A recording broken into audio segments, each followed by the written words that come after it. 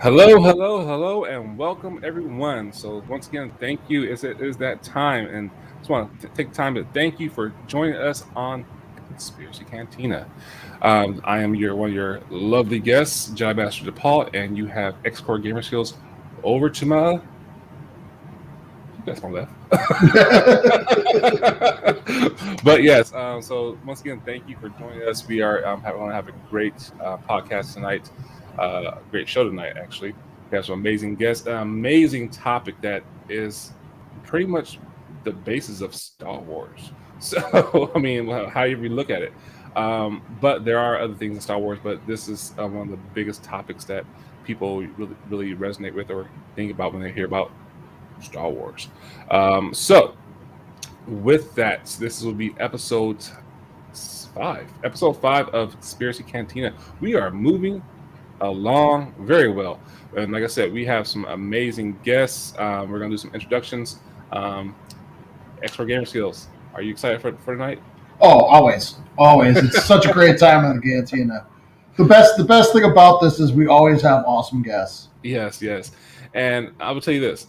If you guys are on TikTok and if you are familiar with the Star Wars community in TikTok, you will know these guests.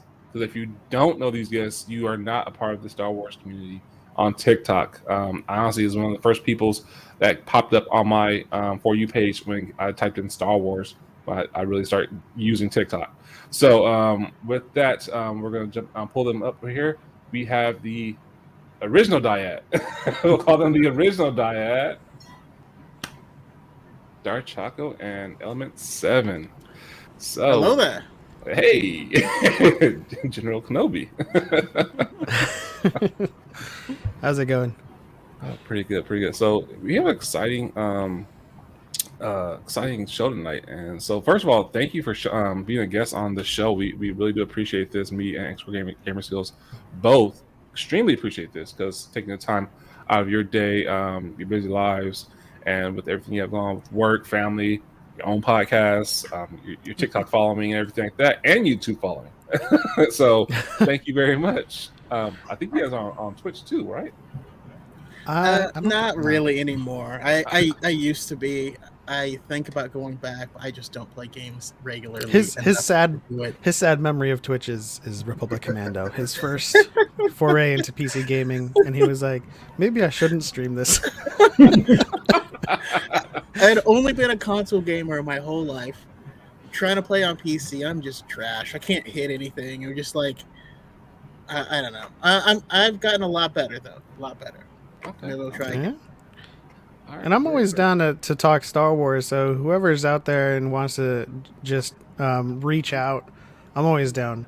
You know, it all comes down to just like talking Star Wars with like-minded and passionate folks. That's all it comes down to.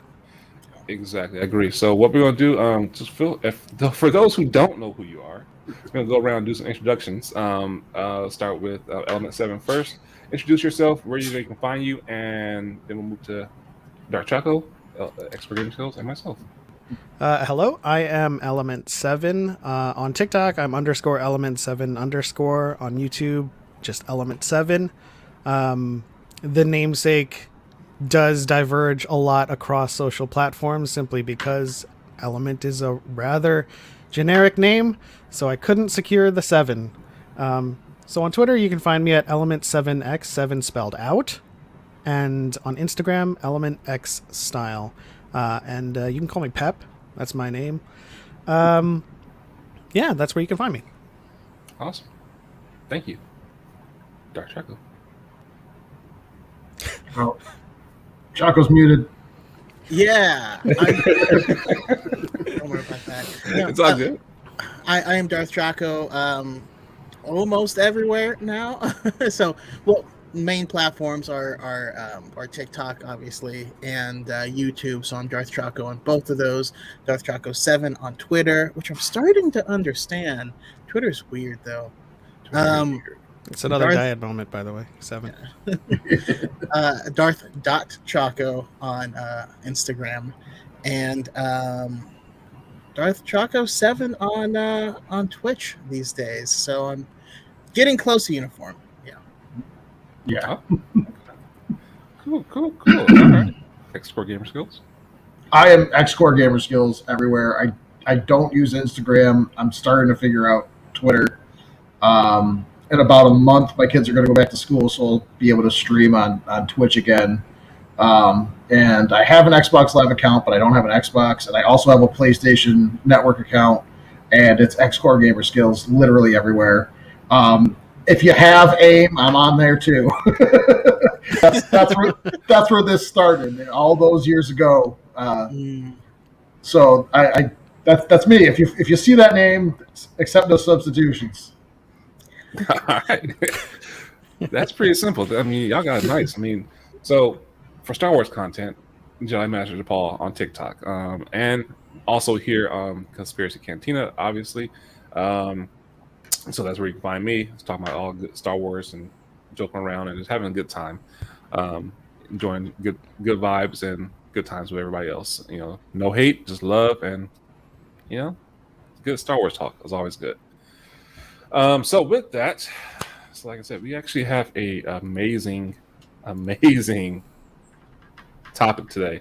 And before we get into that, well, we'll tell you about everybody what it's going to be. It's about the Force, obviously, and that is going to be a deep conversation, I believe. Very.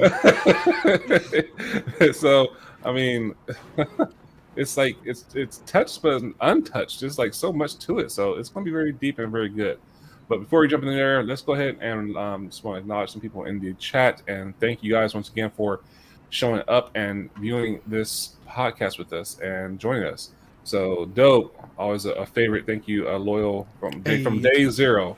Episode 0 has been there. Yes. Padawan Cat podcast. Thank you guys, appreciate that. Check out his good stuff, his content on TikTok. Awesome. Great supporter. Hey, are you healing up good, man? You better be healing. Shout out to Here TH. Yes, Here Productions. He's a great person. Thanks for showing up. I can never take this one. What's this one? Xanatos? 11:30. Yeah. God, I can't believe it. Xanatos. There we go. Xanatos. Always showing up. Thank you guys. Appreciate that. Xana terms of service. What's that? Xana terms of service. Xana terms of service. Always. Just gonna turn everybody's names into acronyms. Ace Bronx, what's going on? What's up, Ace Bronx? Hey, shout out to Stupid Nav. Car2D2. What's going on, man? Padawan Pass. Yeah, man. You guys are here and deep. I appreciate you guys. Yeah, Twitter is strange. Twitter is like, you can go either direction. It goes, it's like just very wholesome stuff. It's yeah. Man. A lot of people when they talk about Twitter, they do talk about how scary it is and how toxic it can be, but like every platform's got its sides, you know. It does. Yeah. It does. It really does. I mean, it all just depends on how you use it and actually access it. And so, I will say, even myself, I'm a lot less nice on Twitter. Oh my gosh! Oh, I gotta go ahead and subscribe to that one. I wake up and see Choco's tweets sometimes, and he's calling someone straight up stupid. I'm like, Brandon, dang. There you go. Nice. You can't say a bunch of things, be wrong. Do another post that says, "Yeah, I got facts wrong, but I'm still right," and you're like, "Come on." Oh man, it's no joke on there. I'll be seeing stuff like how are you that stupid? But how are you using technology at that? That's scary. Xanax is a popular one. I can call you Xanax if you want. You can make it happen. There you go. All right, cool. Coming down to the wire. Okay. You know what? I want to actually. I have a Twitch account. I don't use it. Never have. Besides just to watch people like a creeper. But it is what it is. Like a lurker. Lurker. Proper lurker. Don't be creeper. Creeper is like people who go after the gamer girls and like, oh yeah, lurker. There you go. Yeah, Not to be confused with the creepster, who is a DC villain who's kind of awesome. Oh, Yeah. Do you remember him from Batman the Animated Series? Anyways. Yeah. The creeps join the live streams and think that the girl's gonna fall for them by saying, "Whoa, you're hot." Nice. That's the pickup line. That's the one. that's the whole one. That's it. Awesome. They use both guns right at the gate. That's the life changer right there. I have been choosing violence some of these days. Hey, it's something in the air. No, it's not just you. It's something like seriously, like a lot of people, even myself. Like the other day, I did a TikTok and so it was like the what the one thing that you rule retcon. I didn't get actual upset. I was like, why does everyone want to retcon shit? It's like seriously, it's like not thought about. I was like, hey, that's a little aggressive. Oh, thanks. I think I blocked like 6 people after I made mine because I'm just like, I'm not dealing with this right now. I don't have time. Yeah, I mean, it's the age-old adage, right? Lord, give me the strength to accept the things that I cannot change, and the strength to change the things I can. And so, like, they don't have that strength, right? So they're just going to continually try to harp on what they want to change. Pretty much, and it's crazy how that works. It's like they do. Like seriously, I've always been in that mindset. Like if I don't like something, I don't do it. I don't like it. I don't eat it. It's plain and simple. Move on. Not like I don't know, maybe 40 minutes ago, I checked and I was getting blown up, and I look and it was one guy, and it was on a video from last year. Wow. And he was like, "How dare you, like, you sequel fanboys being mean to Star Wars theory? He's shown you that. Like, I don't even know what you're talking." And like he's like, there's so much hypocrisy. Like, I don't know if you do this, but you guys need to stop doing this, and that. And like, it was just like these paragraphs. I'm like, what are you talking about? Who are you talking to? And of all the people, like, you're the last person. You were way nicer than I would have been. You were way nicer than I would have been. It's all I'm going to say. Even then, there's a whole bunch of popular YouTube channels out there that are outright attacking Star Wars theory. Yeah. And then we've got me and Choco who may have like some discourse, but we're not attacking him. You actually haven't. Even the most cordial, you say, "Hey, you have your opinions. Okay, that's fine." But yeah, let's not get on that tangent. Yeah. That's not what this is about. No. I apologize. That's my fault. But like that's why I've been choosing. I've been getting like these weird like punches. Like, what is this? Who are you? Man.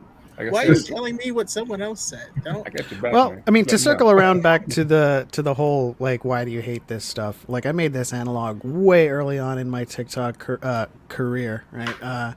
I said it's like finding a poop in the field, right? You're like, dang, that stinks, but then you keep staring at it, and then you're like, oh man, that really stinks, and then you invite others to look at it and sniff it too. You pick it up, then you go like, hey, look at this.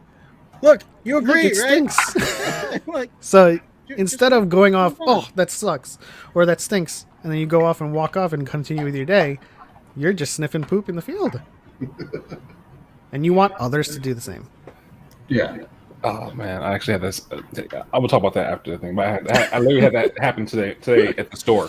Like, but yeah, it's Ooh. Anyway.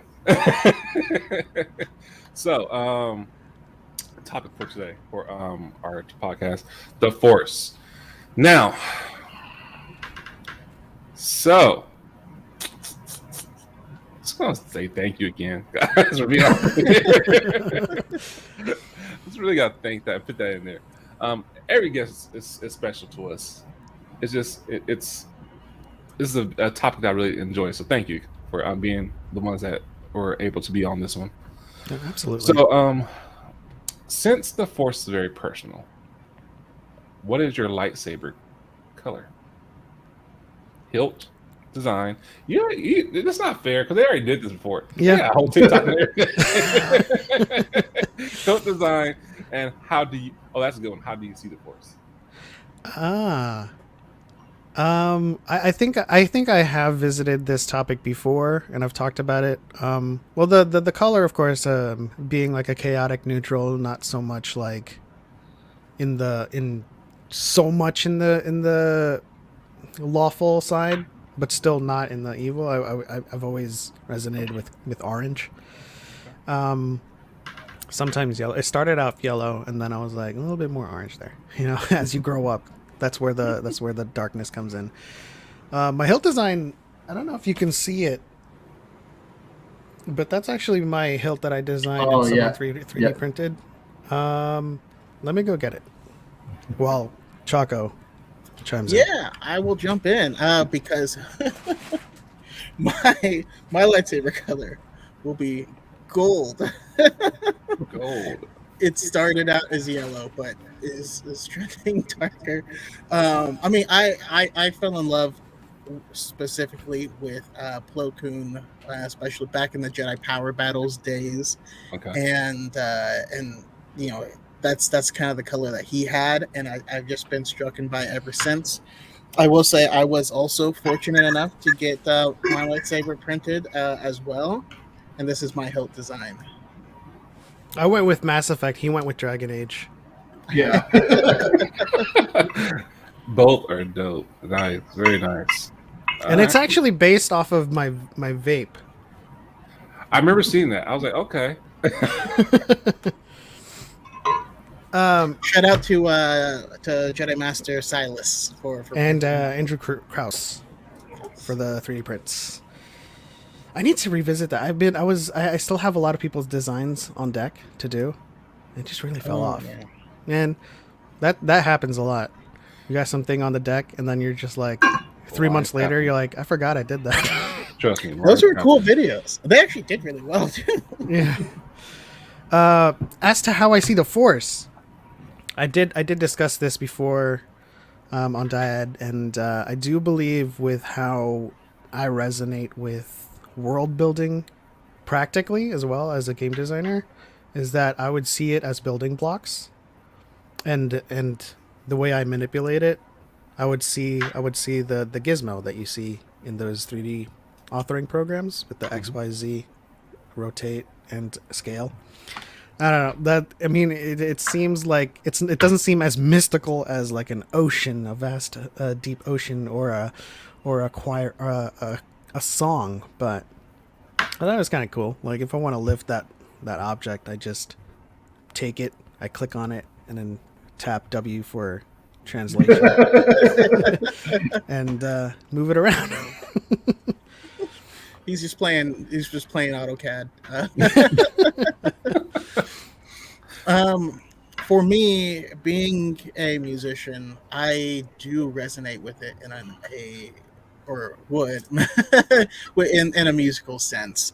Now, I primarily have spent my musical career on percussion, so for me, it would be more rhythm than anything else.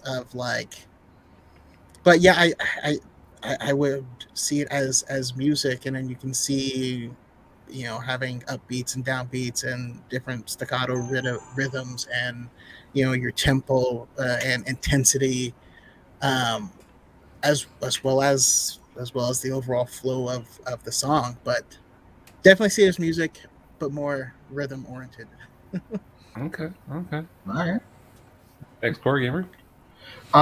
So my hilt design, you can see a little bit of it in my profile picture. But it would be Luke's bottom pommel, and then basically just a plain hilt like Jorah Depaul, Cal Kestis, and then at the top of the emitter matrix is the Jedi symbol, and it's a green lightsaber because it has to be a green lightsaber.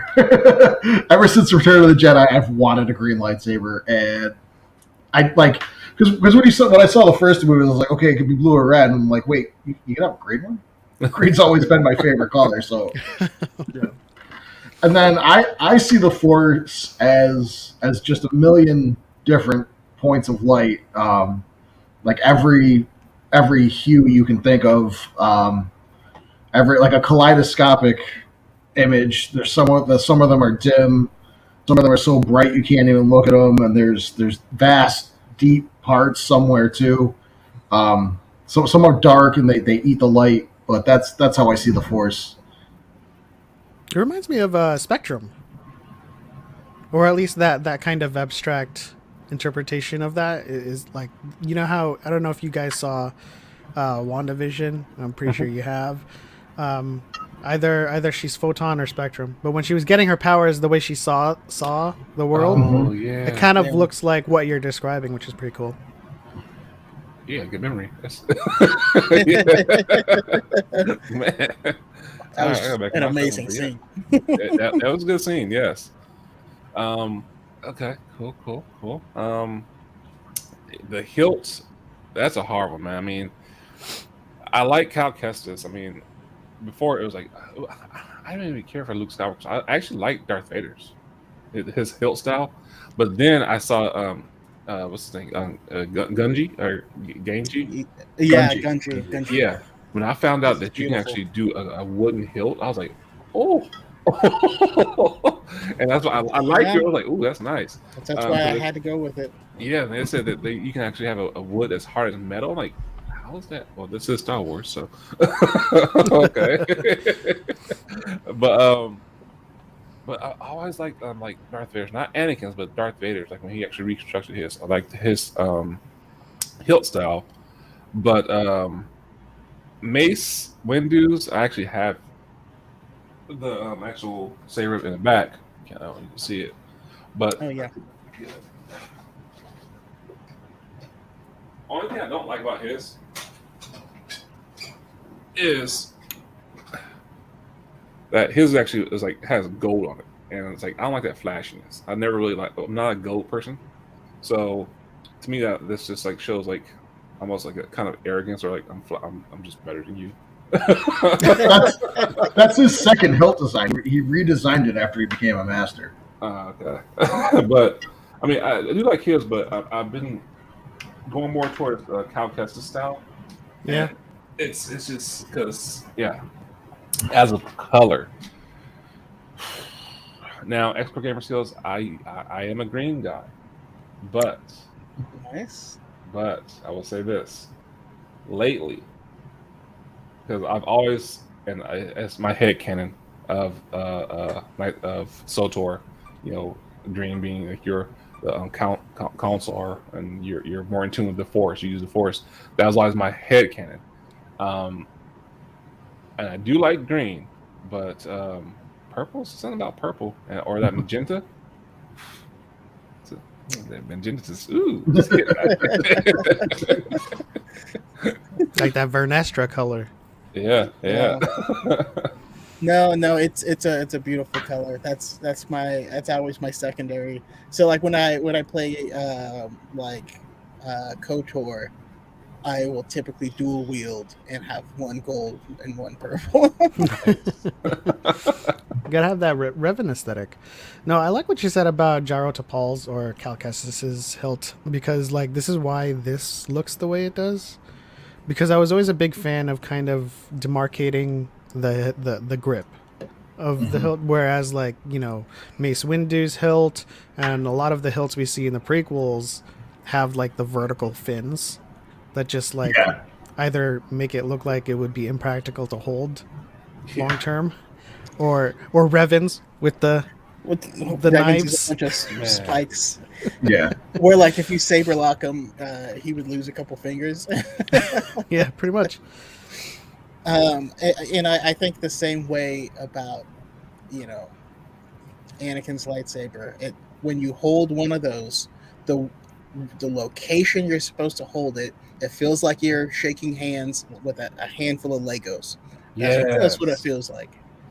Yeah, the activation box is like, why would you do that to yourself? That's why I like Mace's, because his is nice and slim. Qui-Gon's saber, Sidious's saber is pretty sleek too. The only problem with Sidious's saber is it looks like it would fall out of your hands after like 5 minutes of actually using it, because it just doesn't look like it has much grip. Oh yeah, it looks slippery. Like it's literally like he wins the duel in under 5 minutes, or he loses his saber because he's dropping it. It gets sweaty and it's just like, whoop. Man.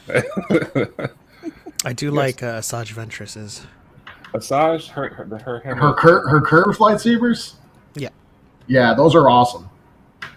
And they can stick together. That's I saw that. I was about to say, when I saw somebody make a dual wielding, I'm like, not dual wielding, but like almost like a saber. I was like, what the hell? Yeah. Curve hits like that. I'm like, how is that practical? But then I was like, hey, she doesn't fight practical. I mean, we're not here to talk about practicality. Space wizards and laser swords. Exactly. That's what it comes down to, anyway. All right. That's what it's all about. It looks like a lot of people are blue in the chat. It looks blue and gold and yellowish. No one's like really the green or anything. Okay, it's all good. I do want to address that question. I just saw some concept art of Rey that they were going to use for Rise of Skywalker, where she has a saber staff, but it is her staff, but with 2 lightsabers built in the end, meaning it's a big metal staff still. It's not like 2 lightsabers together. Yeah. Big metal staff still. So there's a big mid section. It's like pikes almost. Yeah. Gotcha. Yeah. Huh. I just had to pick myself up the art of Rise of Skywalker. Oh, nice. There's some pretty cool nuggets in here, including the meeting notes from 2014, where they were like, "She's going to be our Rey Skywalker," and you're like, "Oh, they didn't have a plan." Yeah. there's a whole section which I felt really cool because it's something I've been saying, where Dave Filoni, it's back in 2014, he's talking about Luke and comparing Luke's journey with Frodo, and about Frodo having to bear this burden, and it's not like after the ring is destroyed, hooray, you're the hero. No, he still has the effects of bearing this burden, and like, there's some really cool stuff in here, so you can expect some content. I figured I had the archive books for the original trilogy and the prequel trilogy, so I'm like, screw it, and I got the art of books for all the sequels. Nice. Okay. All right. I do want to address Harith's question that you had popped up. Boom. Yeah. Just because it would be quick. Yes.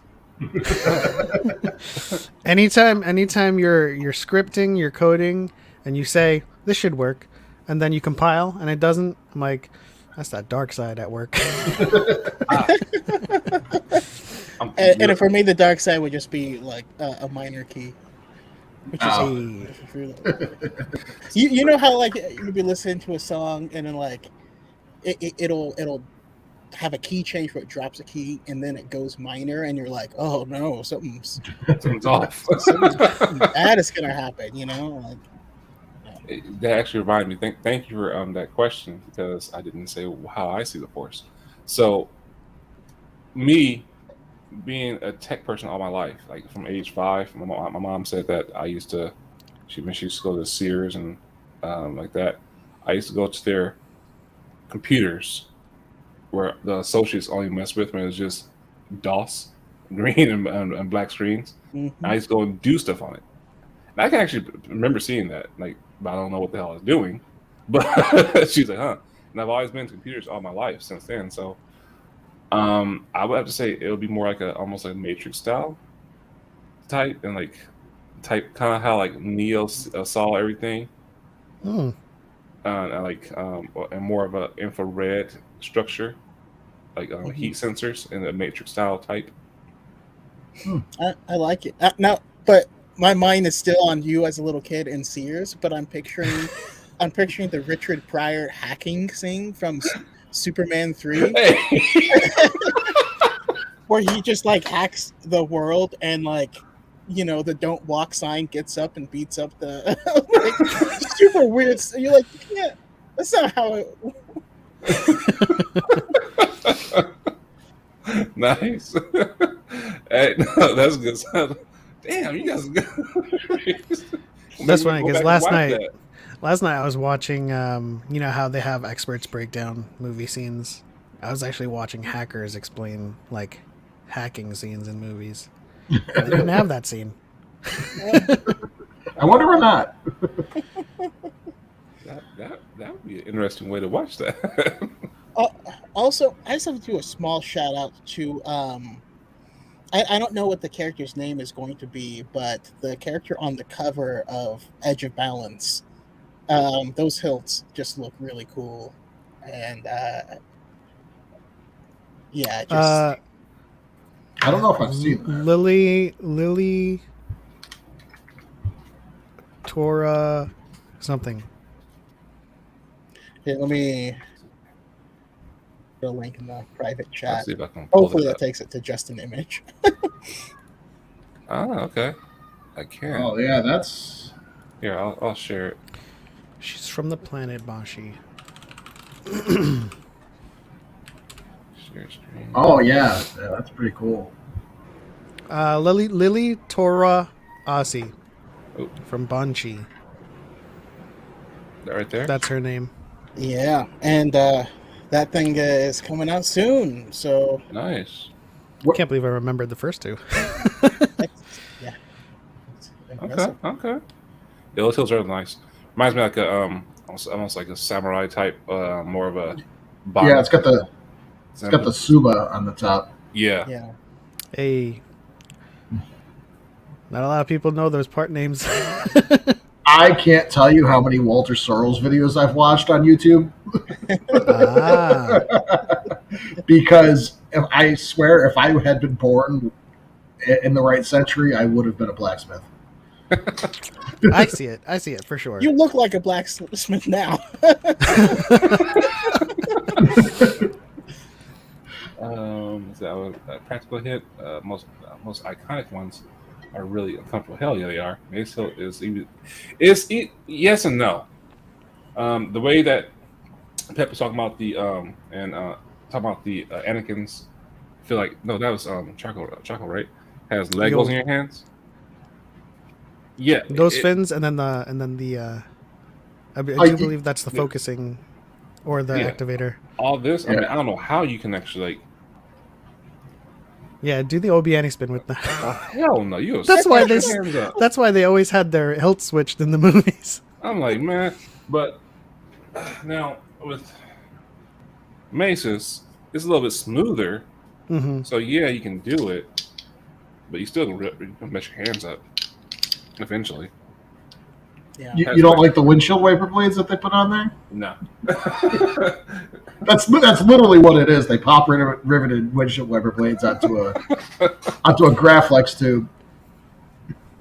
I've always thought activators should be more inset to the hilt so that you can Yes. slide up and down the hilt without obstruction. Of course, you just use the force to activate, but to have a button there, if you were to slide up the hilt or choke up and accidentally press the button when in your mind you didn't want to turn it off with the force and it turns off, you're just like, dang. Yeah. Get that man. Amber, no, he already knows. I'll ship it over to him. Get some jazzy rock in the background, some people hammering in the back. We got some Reforged happening. Nice. Today we're going to be doing Anakin's lightsaber hilt with 1045 steel. I mean, I'd watch it. I'd watch it. Hell yeah, I'll watch that. Don't give me any ideas. Hey, Legit though, if you made like another channel where you were Hey, like man. building props from the Star Wars movie just with random stuff you could find, down. I would love a blacksmith that was recreating Star Wars hilts, but kind of imagining their sword, their blade, so that it would extend past the hilt. So you would take this hilt and then you would make the hilt design, and then you would kind of imagine the handguard and imagine the rest of the blade design. That'd be kind of Oh. cool. Sorry, I'm giving you ideas. That's your retirement, man, right there. That's your way out. Oh. I know, another project I don't have time for. All right, cool. Oh, hey, Cal's in the house. What's going up, on, Cal? Cal? What's up, Cal? Cal. How's a good dude? Yeah, great dude. Down for the X-Core. Hell yeah, we're all down for the X-Core Gamersmith Blacksmith. xcoregamersmith. That's his new name. That's my And my now- second channel. And now you have to change all your socials, and you're in the same boat. No, as the rest no. of us. I think you would only have to change the gamer to Blade. X-Core Blade skills. It works. It does. Or at least to make a second channel. Yeah. Like DarthChoco would make like a Darth Taco, and I just cooked Darth Mexican Taco. inspired of Star Wars. Nice. Then he would have the Choco Taco breakdown. Yep. That was my favorite ice cream truck. Oh, My brother had an ice cream truck for a summer, and I can't tell you how many of those I stole out of the freezer in the basement. It's like I can't seem to break even, and you're like, oh. No, I always left them. Well, I always left them the money. I just. It's like why do I never have Choco Tacos? I don't know. But there's always money in that bot. I don't. Sorry. You have a nice thief. All right. So, next question for you guys, for everyone: is the Force strictly a binary construct of light and dark, or is it a what's the word? Conceit, so that it's easier to visualize? I'll have to say it is it is a conceit. I mean, it really is. It nothing is ever black and white. You know, we create these constructs to better understand at least certain thresholds, right? But it really does come down to selfless and selfish, and then varying degrees in between.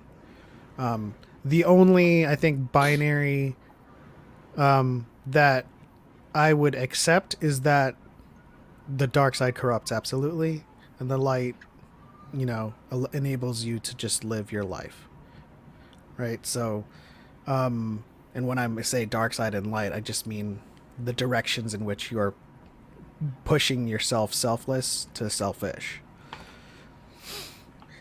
Yeah, and I'm in the same boat. I know I accented boat a lot because in my mind I'm thinking of the water metaphor from the Legend of Luke Skywalker book.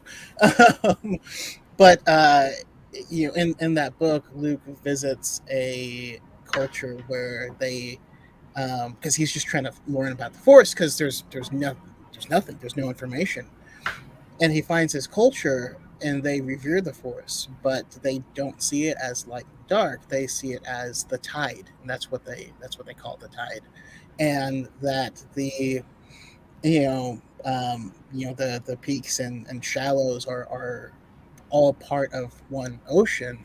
Of course, they differ in how they use it because they acknowledge it, but they don't try to manipulate it. They see manipulating it as kind of a perversion of it. But yeah, I'm in the same boat where it's something to help you understand it. You know, it's a energy field that created by life that we access through our emotion, and I think that's where the separation occurs, because positive emotion, evokes one thing, positive or serenity, and negative or chaos is what starts to corrupt and amplify itself and send you down this downward spiral. So it makes sense to separate it into light and dark. If it's kind of like if your kids are playing near a cliff, you're like, all right, you got to give that a wide berth because it is a slippery slope. But that's kind of how I see it. It's like the elephant graveyard, the dark side. We don't go over there. Yeah. It also goes hand in hand with this analog that I like to make a lot, with the Force being a river, the Jedi build watermills, and the Sith dam it up. But there's also other people as well, besides the Jedi and Sith. So other people could be building water mills, and other people could just be hand washing laundry in the river. And so there are varying degrees in which you are working with the Force, and then varying degrees with which you're perverting it. And so, yeah, it's like it's easier to understand this lore wise in discussions as light and dark, because then we have that, like, the goalposts are set. But it definitely isn't as simple as that. Yeah, I was on Choco's podcast, and I likened it to splitting the atom. Like, you can use it to do great things, and we can, power our society basically forever if we master doing it. Or, you can use it like a bomb and totally destroy, the planet if you want. So you have to take the Force as it is, but you have to make sure that you're doing the right thing, and that's what it's about for me. And that's why when you look at the way the Jedi teach, it's not to keep people in a little box. It's to make sure that they don't go over there, because when a Jedi falls, it's never good. Yeah, and it's that amplification of emotion. I mean, where this is coming from is definitely not canon, but the intent I have seen still. But going through both the Darth Bane books as well as Deceived, we see these are about these powerful dark side users, but it's the emotion that allows them to do certain things. But using the Force will amplify their emotions, and then that amplified emotion fuels the dark side, and it becomes this loop that all of that at some point in time you will lose control over. So, like, that's I'll leave it at that. I mean, the same thing happened. Who hasn't read The Rising Storm yet? I'm halfway through it, so go ahead. It's you don't want to say go ahead. No, spoilers. It's a minor spoiler, but I won't. Well, let's talk in abstracts. It's the Battle of Valo, and you have the one guy who's completely by himself, and he does something crazy, and everyone's like, "Oh, that's the dark side." And after it happens, he's like, "Yeah, I should have done that." Well, see, that kind of like hammers down the importance of what the Jedi were teaching at the time, because it is a great lesson to be taught, because we know that the Jedi aren't they're not concerned about edgelords. They're not concerned about people who are just trying to be edgy. They know that once you step into the dark side, forever will it rule your destiny. Like, it is absolute corruption. It will continue to demand more of you.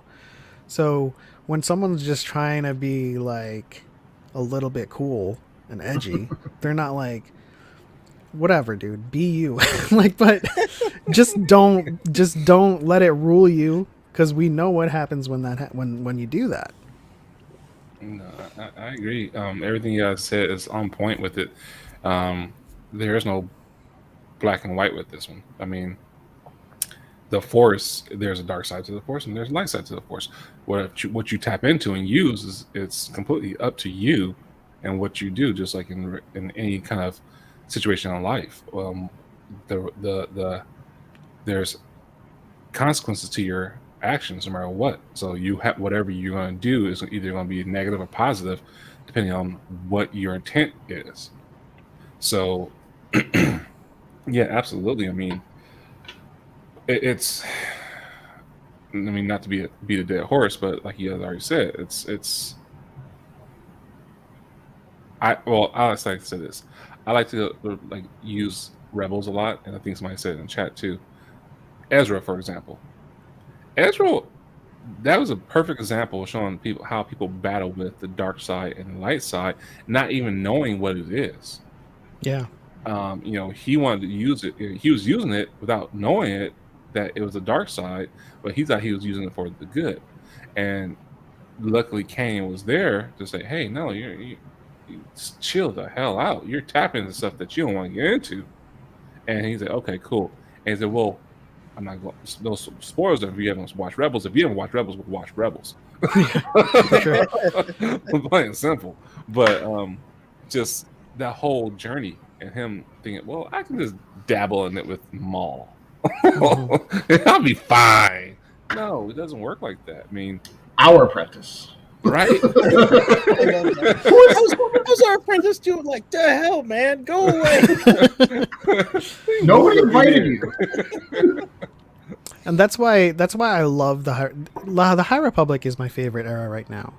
Simply because the scarcity of Force users in the times from the films just makes it really difficult to paint these pictures.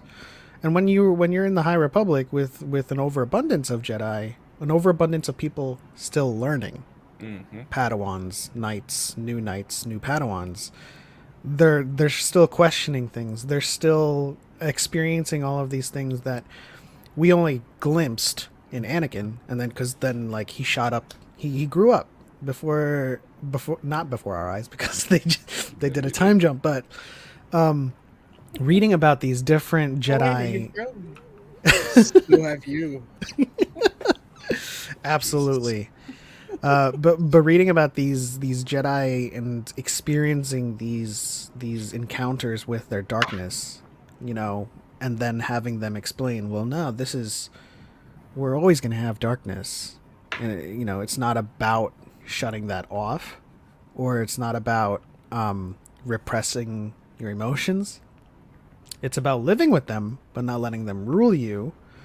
And it goes, hand in hand with what we see in the Skywalker saga and in Rebels, as you mentioned, Ezra. It's just when someone tells you don't go too far there. When you're young, you're just like, but I wanna, so you're going to anyway. So it's interesting to read all of this in the High Republic. It's a great era. Y'all should read it. Yes, definitely read High Republic, and even with Master Comac, I mean, he's still sort of looking at things, especially after his experience on the Amaxine station. So it's a never-ending process, and people don't understand that. Even for someone like Obi-Wan Kenobi, I talked about him today. He's not a powerful Jedi, like in terms of raw ability to use the Force, and the reason he's a master is because he's always choosing to do the right thing. Because he was brought to the temple at 3 years old, which was considered basically like the end of that. Like they didn't bring people much older than that. He wasn't a Padawan until they were like ready to make him something else. Like, you're not going to be a knight. Sorry, kid. And then he was 25. Like, as a Padawan still, yeah. Yeah, he was still a Padawan at 25, and then all of a sudden he's a brand new knight, and he's got to train this kid, and he manages to do it, and then he's got to fight this guy, and then he goes into seclusion to protect Luke, and it's just like every time something happens, it's poor old Obi-Wan that's got to deal with it, but he does it. He's always just, I'm going to do it because it's the right thing to do. You ever put like a chart of everything that happens to Obi-Wan, everything that happens to Anakin, 1-to-1? Like by the third item on that manifest, Obi-Wan would have been Darth Vader if he was Anakin. Yeah. But Obi-Wan hasn't. Like he's gone through, I think, honestly, a lot more than Anakin. And has resisted the urge. I think of Obi-Wan as the old adage of like, for football, of like just get 3 yards it down, and you'll win. Yeah. Like that's Obi-Wan. He's like, there's no flash, There's no, you know, I mean, there's. I'm just here so I don't get anyone. Obi-Wan is the left tackle. He's just. I'm here. I'm just gonna play some solid ball. Obi-Wan is the left tackle on a football team. He's just, I'm gonna do my job. Nobody's hitting my quarterback. Everything is up to you guys. I'm gonna do my job. He's not making any highlight reels, but he's always winning. That's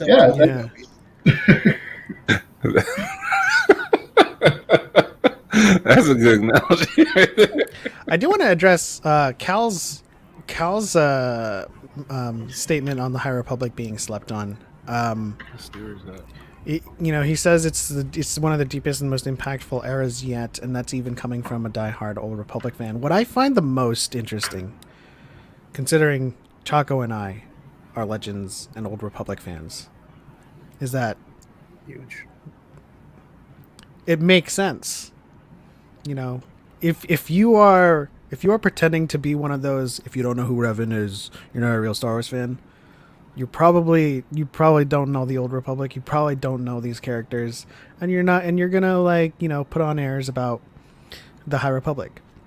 Chago and I love the Old Republic, have favorites from Legends, and we're enjoying it. And so I don't know if it's a case of despite being Old Republic or Legends fans, I think it's because we're Legends fans that we're enjoying it.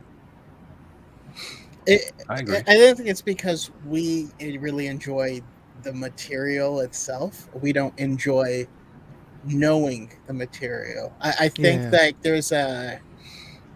there can be a point where you've hit a level of knowledge where it's because you're here, I can't start there. I'm already here. And you're like, no, just read that. But that's one of the things I've been loving about it too. I tweeted about this, the other day, that I love it because they're this side of the community. There's so little toxicity because you have to read the book to speak on it, and nobody's going to devote 12 hours of their life to reading one book so that they can crap on that book. They're going to stop at some point and say, I didn't like it.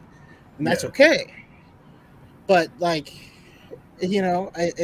there's a high barrier for entry that just, it's only love that keeps you moving forward. Evidenced by my first detractor on a High Republic video. They said, the High Republic seemed to, or it was I don't remember word for word, and I want to misrepresent it, but he was against it, the High Republic. And I said, did you read it? And he said, I read 2 chapters and then I watched a video about the rest of the book. And I'm like, so you didn't? Okay. Then you didn't read it. Anybody can watch a video on a book and say, oh, okay, well I guess that's what that's about. But you don't get it.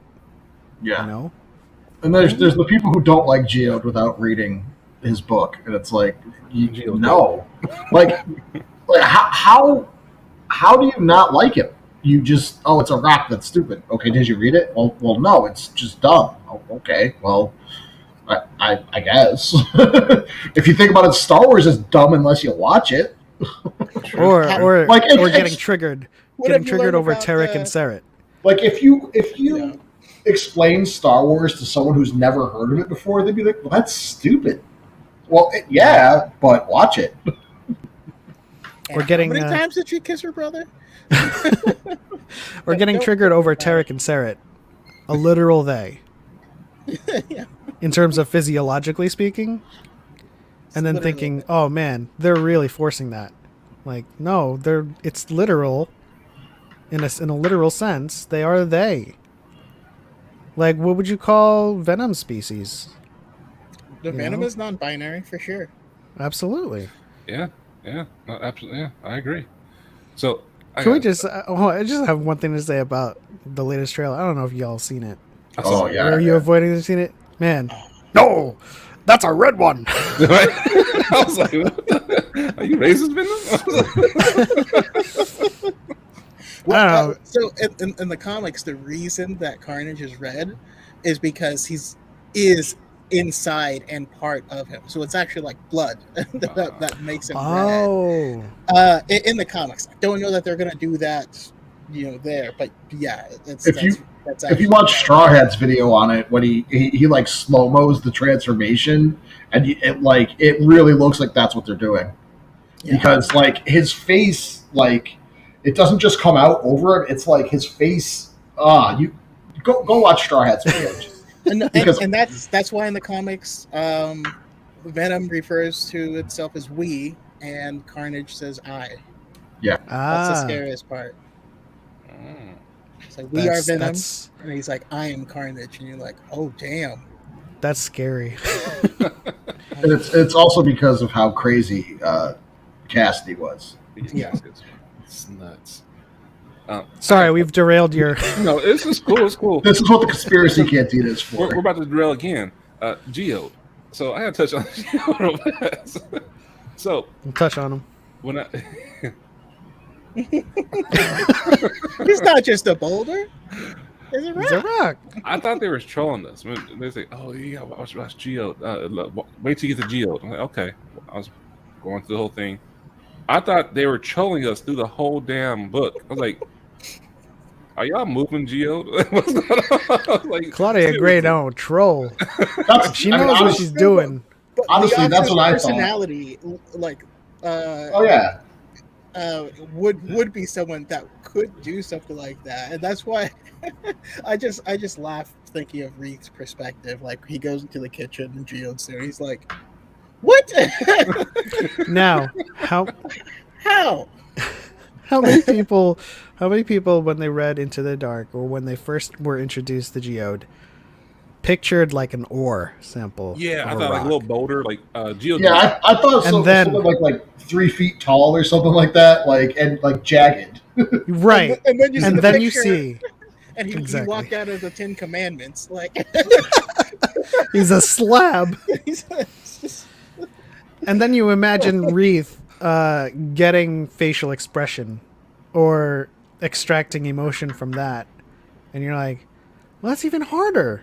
Like, at least there's jagged lines and contours you can kind of make an expression out of, but you're just looking at a slab of Vintian, and you're like, he looks pretty sad. Yeah. You know? I know this is also off topic, but AJ, Jedi_Starkiller, I don't know if you saw his recent video on the High Republic Adventures. It's amazing. Oh, where he deciphered the court? Yeah, he deciphers Court's text, and it ends up being a joke from Legally Blonde. Yeah. It's so legit. Awesome. What's so coincidental about that was that I actually deciphered a little bit of it before I saw that, just because a lot of the characters resemble kana in Japanese. But I was like, this isn't. I'm not going to do this. And then I saw AJ's video. I was like, wow, he did it. It's awesome. I was impressed. I was like, did you really do this, bro? like seriously? Like, all right. He has his Jedi texts. Yeah, right. His notes. The sacred text. And now you can't steal what I'm typing and say it at the same time today, Brandon. I can't tell you how often that happens on Dyad or on High Ground, where I'm like typing something and Brandon says it. I'm like, ooh, I'm gonna address that comment. The High Republic has every right to be as good as it is. I don't think you. I don't. This isn't going the way you think it. No, I'm just kidding. I honestly don't get that statement half the time. Like, it has no right. It's just saying like, that no matter what. You don't get It came out of left field. I was apprehensive. Exactly. I was like, you know what? There's no way that without Sith involved that we are gonna get compelling bad guys. We might get some interesting Jedi. I was wrong. And you're like, I was in the same boat. I understand it now. Yeah. All right. I didn't mean to give you crap here, TH. It's damn good. I mean, I was shocked too. I was like, okay, it's not the overplug, but High Republic, where it is. I love how they give the perspective of different Jedis and how their mindset is. And it's not just like it's not what we're used to. Yeah. You're not seeing that, so it's like, okay, cool. I guess it's killing away of what people interprets of what a Jedi would do, rather than no, the Jedi is actually saying that and thinking that, and this is what's going on. So I guess that's also the wonderful thing of books, and Yeah. that because you have to see it. Well, there's a lot of things. There's a lot of things that I find, especially when it comes to the prequels, that are beliefs that we or many people hold about, like the Jedi or the organization, but none of it comes from the actual material. It's kind of headcanon-y stuff. And I love how in the High Republic here, like, we are actually getting certain things explained, like, directly to us. A very obvious one is, Jedis are allowed to tame the Sarlacc. But now George Lucas did come out and say that directly back in like 2002 when Episode 2 came out. But they outright tell us this and explain what attachments mean, so we don't have to guess anymore. And I think that's been really, really helpful. And this is why I love that books and extended materials are now canon. Yeah. Versus beforehand when they were treated as separate works, because books are so much better. When you had the movies, you have your protagonist, your antagonist, and your supporting actors and your supporting characters, your ancillary characters, but the Force was never a part of any of those roles. It was just part of the mythology. It was the backdrop of Anakin's story, Luke's story, and Rey's story. So when we read the books, you can go into like 2-3 paragraphs on the Force, on someone's interpretation of the Force, how they're handling the anger that's in them at the very moment. So, like Choco always says, and I agree, books are the best part of Star Wars. Like, I think he's absolutely correct in that. And knowing that at least this material is canon gives us a better, foundation with which we approach interpretation from here on out. Versus when we had only the movies, Clone Wars, and some shows, we were like, how do we interpret what we're seeing on screen versus like paragraphs about what the Force is about. Yeah. I agree. It makes you think too, like, do they do this on purpose to shut people up? It's like, God damn it, you guys analyze every little thing and it's always wrong when you analyze it. So here. So you can't say shit. You can't analyze anything wrong. Here it is. I'd be shocked if Pablo Hidalgo does not purposely do it. It's like, I feel like George does it, Yeah. I'm reminded of a George Lucas interview with Conan when he was talking about, like, what do you think about the fans? Like, did some of them try to stump you and like with like Star Wars trivia and like mythology and lore? And George was like, well, I have the very simple advantage of being the creator. So whatever they say, I say no. And I'm correct. They can say, oh, the Force is light and gray and then dark, and then George would just say, no, the Force is coffee. That's canon. Huh? George did that a lot. That's how George did that a lot. Well, I did a video because someone I had known, someone was like, oh, what do you think about the original names for Starkiller? And I was just like, that's Darth Icky and Darth Insanius. And I'm like, that's the most ridiculous thing I've ever heard. But it's so George. Yeah. Because if you don't give George time to like figure things out, he will just say ridiculous shit. He needs to be reined in for sure. Yeah. So I think I might have gone too far in a few places. It's the same reason I said it's like, because we discuss, whether or not the Inquisitors are Sith. I'm like, yeah, they're Sith. They don't have the title Darth. They're not lords, but they're Sith. They were trained by 2 Sith lords. They follow the Sith teachings. They're Sith. Like, he was going to give this guy the title of Darth when he said before there can only be 2. Like, it doesn't, like, the rule of 2 doesn't mean really what you think it does. Rules are meant to be broken too. True. Exactly. Yeah, you're absolutely right. Let's go hit some of these comments real fast. Hearth says, Clay Gray said the reason why she made Geo was because she didn't want to rip off Chewbacca. That's nice. That's kind of true. Then. That's pretty cool. She asked her husband what would be the most ridiculous. All right. I like that though. It started out as a challenge. Talks about her like washing the dishes, and her husband's like a rock, and she's like, "Yep, that's it." Challenge accepted. But I like that sentiment though. I mean, it does feel like that most of the time.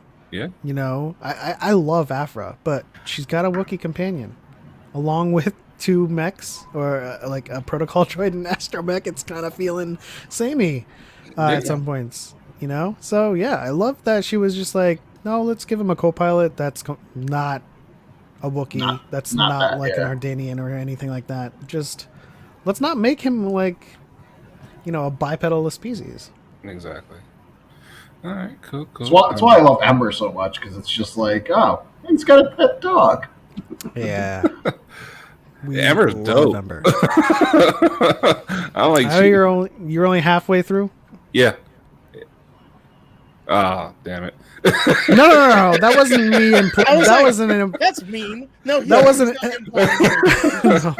I'm not implying anything. No, because I was trying to line up like how this character. You like that? I was trying to line up where you were in the book with where Ember's awesome is coming from. I was just trying to figure out. Basically, Bell, he's been impaled in the stomach and all that stuff. They're on the planet, and now they're with what's his name? Doing a stakeout, kind of. Mm. Oh, right.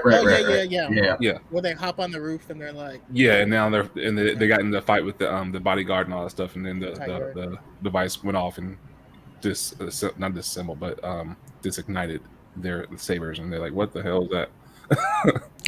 Gotcha. By the way, they recently like partially animated that, and none of it looked how I imagined it in my head, but it was really? It was great.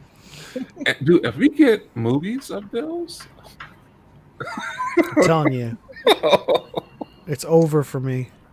No, okay. This is what I need.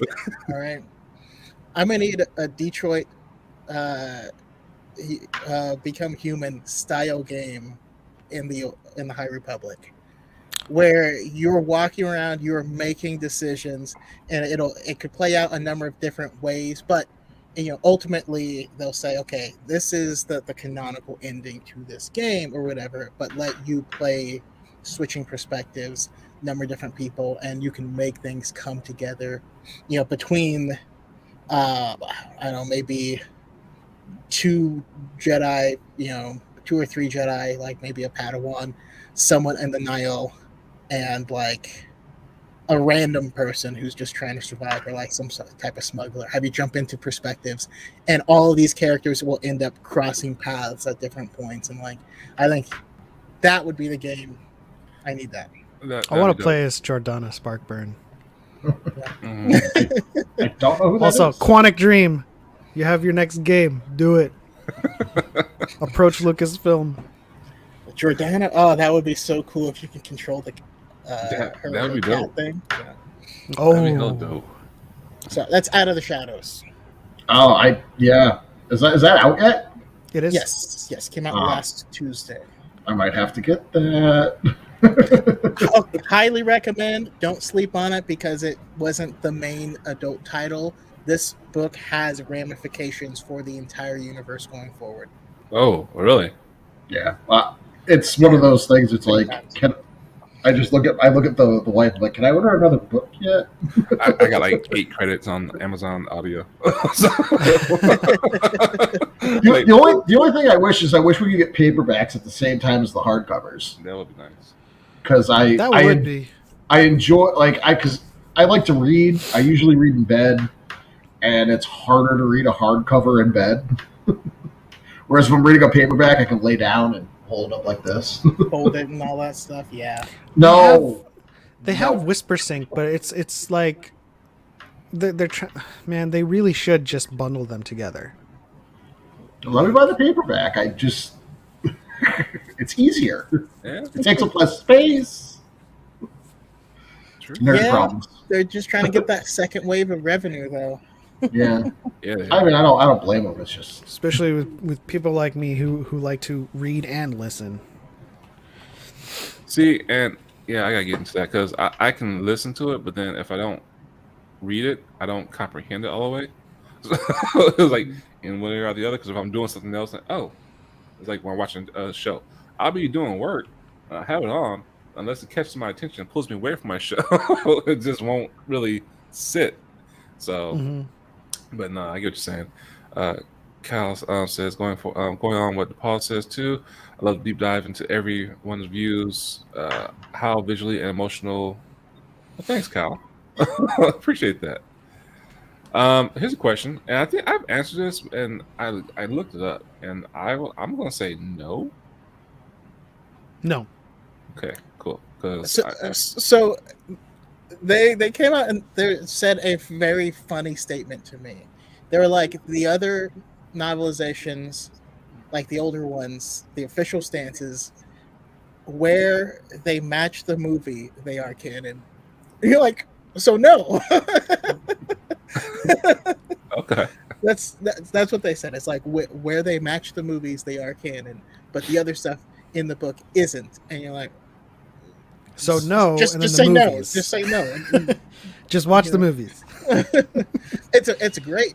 Highly recommend reading it if anyone hasn't. But yeah. xcoregamerskillz. Tell Melissa.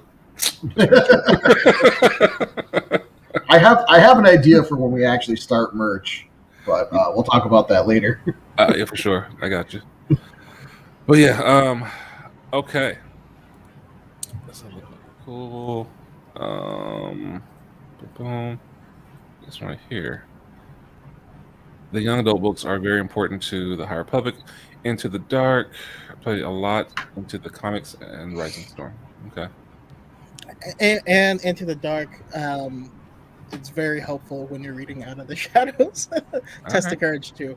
They're doing the whole MCU thing, but in book form, and I'm here for it. Nice. Do you need to read Test of Courage before you read Out of the Shadows? Or You don't need to, no. All But right. Honestly, it's I would gonna help. recommend it though. okay, Well, no, simply It's because a very simple read. It's a simple Yeah. and it's a short. it's not about that. It's just yeah, but at the same time, because of their grade, right? I would hope it's cheaper. Right. no, I it's, do it's a, believe it is. I don't think was it Into the Dark was any cheaper, if I remember right. I know Test of Courage was cheaper for me. Test of Courage was cheaper. It's a few bucks cheaper. Yeah, but it's not. It's what I like to say to people with trepidations about reading like these other books, and not like the main, like the B-sides instead of the title tracks. You can do that. You can read all of the mainline books, but if you really want to immerse yourself in the era and the world, you will have a blast reading all of these books. Test of Courage, Race to Crash Point Tower. They're all like maybe 2-3 hours out of your day to kind of get the gist of what they're putting out, and then they will give you that solid foundation with which all the other books stem from. I will say this: I've only read canon books, but I haven't read a bad one yet. So No. I agree with you on that one. I finished Dark Disciple. And oh my god, the recommendation. I was like, oh damn. Yeah, I was like, that book I moves. like her that much. Like, okay. yeah, I gotta give credit to Choco on that one. He's like, read it, just read it. I was like, I've read this and this. What's your? He's like, Dark Disciple. Just stop.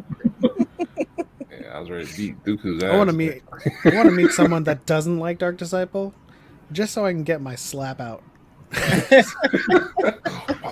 Need some baby powder. Yes. The one book I find to be quite polarizing is Lords of the Sith. People either love that book and it's their favorite or they hate that book, and and it's like their least favorite in all of canon. I'm in I the haven't read latter that half, but it's either in one of those two places. Okay. Okay. Well, with back on the topic of the Force, Apologies. so always everything that happened on the Mortis happened, but did it all happen in their heads? No.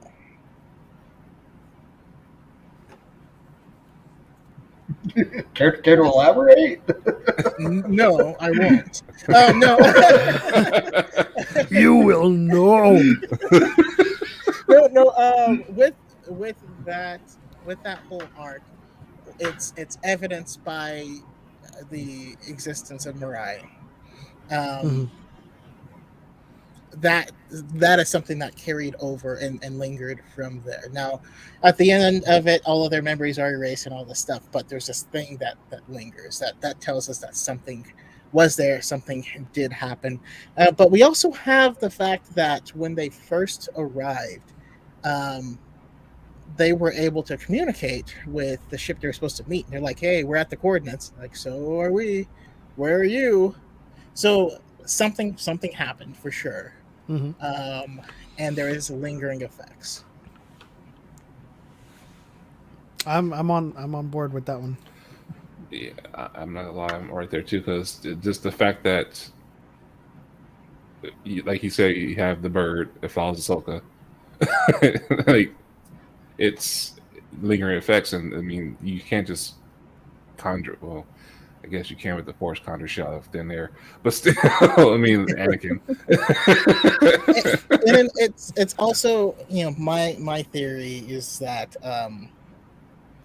what happens in the Mortis arc is meant to just as a larger foreshadowing of all of the events, because we have the father, the daughter, and the son, and as you have different people are die in the arc, it's kind of reminiscent of the daughter dies, and then that's kind of like Anakin losing himself to the dark side, and then but the father and son were killed together, which is him killing his darkness, going back to the Force, and they both died together, but it was a death in the Force. Like, I have a whole thing written out somewhere. I meant to find it, but I didn't. Okay. But I tried to study that deeply. Now, Dave Filoni has gone on record saying, yeah, no, we have very, very detailed notes. George was very involved in that. And we know the answers to all the questions, but we're never going to tell you guys because it's more fun to make you guys wonder. Nice. Yeah, we also have like very solid, reference material pointing to the Force planet existing. Just don't know where it is. Maybe it's obfuscated by the Force, or maybe it's some kind of realm that is akin to the world between worlds. It's extratemporal. It's outside of time, and that's why what they experienced was a matter of like minutes when they came out. It's like Photoshop. It's just on a different layer. Yes, absolutely. God, that's a great analog. Holy crap! I was just saying, like, if you reference Harry Potter and the Deathly Hallows, that whole thing at King's Cross, it's happening in his head, but that doesn't mean it's not real. Yeah, and it is the Force. I've never read or seen any of the Harry Potters, but I'll trust you on that. It's not a spoiler, though. You don't want to either, huh? It's not for everybody. No, it's not. It's not that I don't want to. It's that it's daunting, and Right, like, yeah. you know what I mean? Because you can't just dip your toe in. Like, I watched Lord of the Rings for the first time this past year as well, but it's a whole task that Oh no, yes. I would never do by myself. Of like, okay, I'm gonna take these next 16 hours. You know, He was Um, going to take he was going to take the 9 hour route. Really? But no, I came in. I was like, "Is I this didn't have the others. is this the extended cut?" And he's like, "I think so." And then I was like, "Maybe it is." And then I looked at the time, and it looked like the extended cut. And then I looked up the runtime for the extended cut. I was like, "No, this isn't it at It's all." not the extended cut. You'll I know still- if it's This extended version's cut. only 3.5 hours long. I still haven't seen the extended cut, to be honest with you. Bro, when I watched it, I was like, God damn. I was like, I was still in cap. Like, I loved it. I was like, okay. But I'm like, what time is The it? Harry Potter series is on HBO Max, by the way. If you What's happen to have No. HBO Max. So is the Lord of the Rings, but I don't think they have the extended cut. I don't think no, They I don't didn't. know. They did not. I mean, I can ship it to you. I have it. Harry Potter all has extended cuts too. Oh I jeez. haven't seen any of those either. Oh, there's a Harry Potter extended cut? No, all of the movies have extended cuts. Yes. I didn't know that. Okay. I think not as Oh. grand in scale like Lord of the Rings. I think it's maybe like an extra 30 minutes. But what we need is extended cuts of Star Wars. Yes, we do. We need the Revenge of the Sith extended cut more than we need anything else, because those deleted scenes with Padme and Bale and Mon Mothma need to be canon, unless they're doing something completely different. But I mean, those are great. We'll No. see this year when Queen's Hope comes out. I'm not sure exactly what time period Queen's Hope is going to take place in, but I'm hoping that it is going to be during the Anakin years.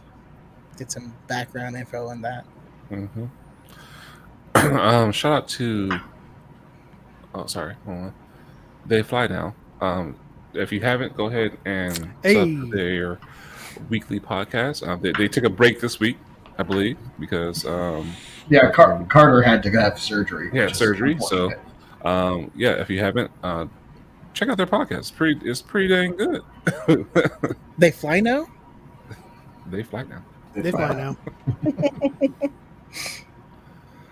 All right, cool. So this is a good question. Does a mortis still exist, given that the beings keeping it in balance are gone? Yeah, It does. I believe so.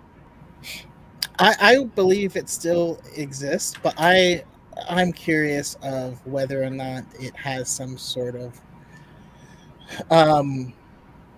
like rebirth of itself, where there's some sort of cycle where the ones are recreated or end up coming back, or Or like the topography changes. yeah. That's interesting. I mean, Is Like there- us- It Is goes there- hand in hand with my assessment on the mortis, just in general being extratemporal. So I think it still exists, but it's on that plane of existence that is outside of time. okay. So when people try to look for it, they're not going to find it. Right. Just like, certain celestial bodies create mass shadows in hyperspace. This one exists in another realm, but has no shadow in real space. Which is weird. But you need, Yeah. I you mean, need the it's daughter's left hand to open the gate to it. it still exists, but that's where Kang the Conqueror currently lives. Yes. With Mephisto. Mephisto's there too, right? So here's a question that's not on the topic list, but is there a mother, or is it just We don't talk about Abeloth. like, was that like I keep seeing things like that was part of the plan and then it just didn't happen? No. So that was part of. Oh, go ahead. Oh no! I was just really quickly. I think the Force itself is the mother figure, like Mother Nature, and so the constructs of the Father, the Son, and the Daughter were created by the Force itself. So Okay. there's no figure for the mother. At least that's Right. my interpretation. Yeah, and the Fate of the Jedi series did have Abeloth, who was a human that was kind of like a caretaker for them, who bathed in their pool of eternal waters in order to gain the same lifespan as them, and that corrupted her, and then she got powers and tentacles, and like a bunch of weird stuff happened. Um, it's a great series. I just don't like Abeloth, and it's great at advancing that world. Which, if you love Abeloth, that's totally cool. I'm not saying anything bad about it, but um, the way that the story is written, you kind of can tell that this is not that was one of the big wake up calls of like, yeah, this isn't canon. This was not intended. Okay. No, it wasn't. You got some people talking about it.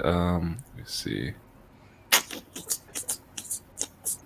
People beg me to make videos on Abeloth, and I just can't do it. Hey, there must be a reason why you can't do it. So it's okay. It's all right. So But they were bringing back the sun in that series, and that was really cool. And I wish we got more of that. see, something you said though is like if like it's a rebirth, or it could be like a rebirth or something like that. If that happened, that'd be like, I can hear the toxicity of fans saying, "Oh, didn't that just mess up the Anakin's sacrifice?" Or, but then it just recreate the whole thing. Another chosen one. Can there only be one chosen one ever? And that's kind of my thought, is that there was never intended to be permanent balance. There's something else that will happen eventually. Something else will rise up, whether it's a Sith or something new 3,000 years into the future. I don't know, but I believe that the Mortis arc was just was largely a metaphor for the galaxy at large, specific to Anakin. Kind of like how I mean, I actually I shouldn't say, because I don't have any proof, but like it feels like at least the World Between Worlds, that Ezra's entry point was his place through the stream of time, and someone else walking in there might have different options or might see different things through these doors, because going through there was his experience in there. And I feel like the Mortis arc is Anakin's specific experience with this type of thing. And I had said something similar, because it's a nexus, it's a Force Virgins, and every time we see a character enter a Virgins in the Force, it shows them something specific to that. When we see Yoda, he faces himself. We see Luke, it shows him what he'll become if he goes down the dark side. With Rey, it shows her. I still, that scene doesn't make any sense to me. But Rey, it shows her that all she wants is family, but all she has is just her. When you encounter a Virgins in the Force, especially if it's a dark side Virgins, the Virgin shows you what you are meant to see in the Force. It's not for anyone else. Yeah. Very true.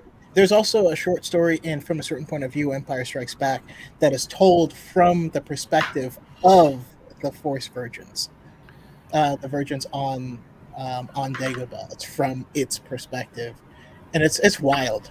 Highly recommend it. Yeah, I'm gonna read that too.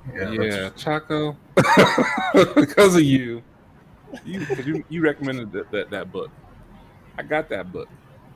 I was like, it's a fucking novel. That thing is big. I was like, going back, I was like, I ain't reading all this, man. This thing is huge. They're short vignettes. Yeah, they're short. Yeah. All right. Yeah, But you get to like- read the book as a Wampa, and just roaming through Uhoth from its perspective. It's there's a lot of like fascinating like little bits on it. Okay. But to circle back to what you were saying about like the rebirth of Mortis and how it goes or it like creates this conflict with the Chosen One and Anakin, and we have to realize this is the number one lesson that is pervasive in all of Star Wars. Always in motion is the future. The only permanence is impermanence. The only certainty is uncertainty. And so being the Chosen One, having the Chosen One, is simply a narrative tool to say he is the current agent with which they are going to enact balance or strive for balance. If the Force could be this omnipotent, all-powerful entity with agency of its own, enacting its own will, then it'd always be in balance. It would always choose to be in a state in which it wants to be the most. And that's why we have people who are sensitive to its will, who hear it, choose to act on it, and then choose to pervert it. And so with the Chosen One, it was only the agent with which they were going to strive for balance during that time. There's absolutely no way a Chosen One would ever secure balance for all time, always. Right? That's just that just ruined Star Wars. Yeah, no, I agree. Well, without without 100 years imbalance, down there's the no line. conflict. Yeah, Yeah. 100 years down the line, the next guy that just like, I hate this place, just shows one negative emotion, ruins TBA it. shows up. Yeah. And on that same subject, another thing I like to think is that the cosmic force in itself, right? The force is the energy field of life, right? It generates life, so it strives for life. I don't believe it to necessarily be ultimately sentient as a cosmic being. I think of it kind of like how a plant is going to grow towards the sun so it can get more sunlight. It is life, and it wants to achieve more life, and it's going to head away from things that are harmful to that or darkness or whatever, but it's ultimately going to try and go towards light. But I don't believe it has like a face and someone's going to pop out and be like, hello, I'm Mr. Force. Can you please not do that? I like, That yes, I was about to point to that. I like Amber's statement on that. It requires constant adjustment and maintenance, and Sounds like That's Amber plays true. Tony Hawk's Pro Skater. it's like a scale, right? You can have balance on that scale, but life is always evolving. Life is always changing. Mm-hmm. New people are being born. New species are being discovered. Does that tip the scale either way? Who knows? But how they enact their own life on the Force will tip that scale. So it's never going to remain the same. So if you have one person on the light, or one person on this side, one person on that side, and then another person is born 10 years later, like, it's going to change. Yeah. You're going to need to enact some kind of adjustment. And I love that statement. It's beautiful, but beautifully said. Yes, I do agree. It's constant movement, but constant adjustment needed. So, yeah. Always in motion is the future. So this leads us to our next point: is why does the Bendu exist? 'Cause You I'm a- will know.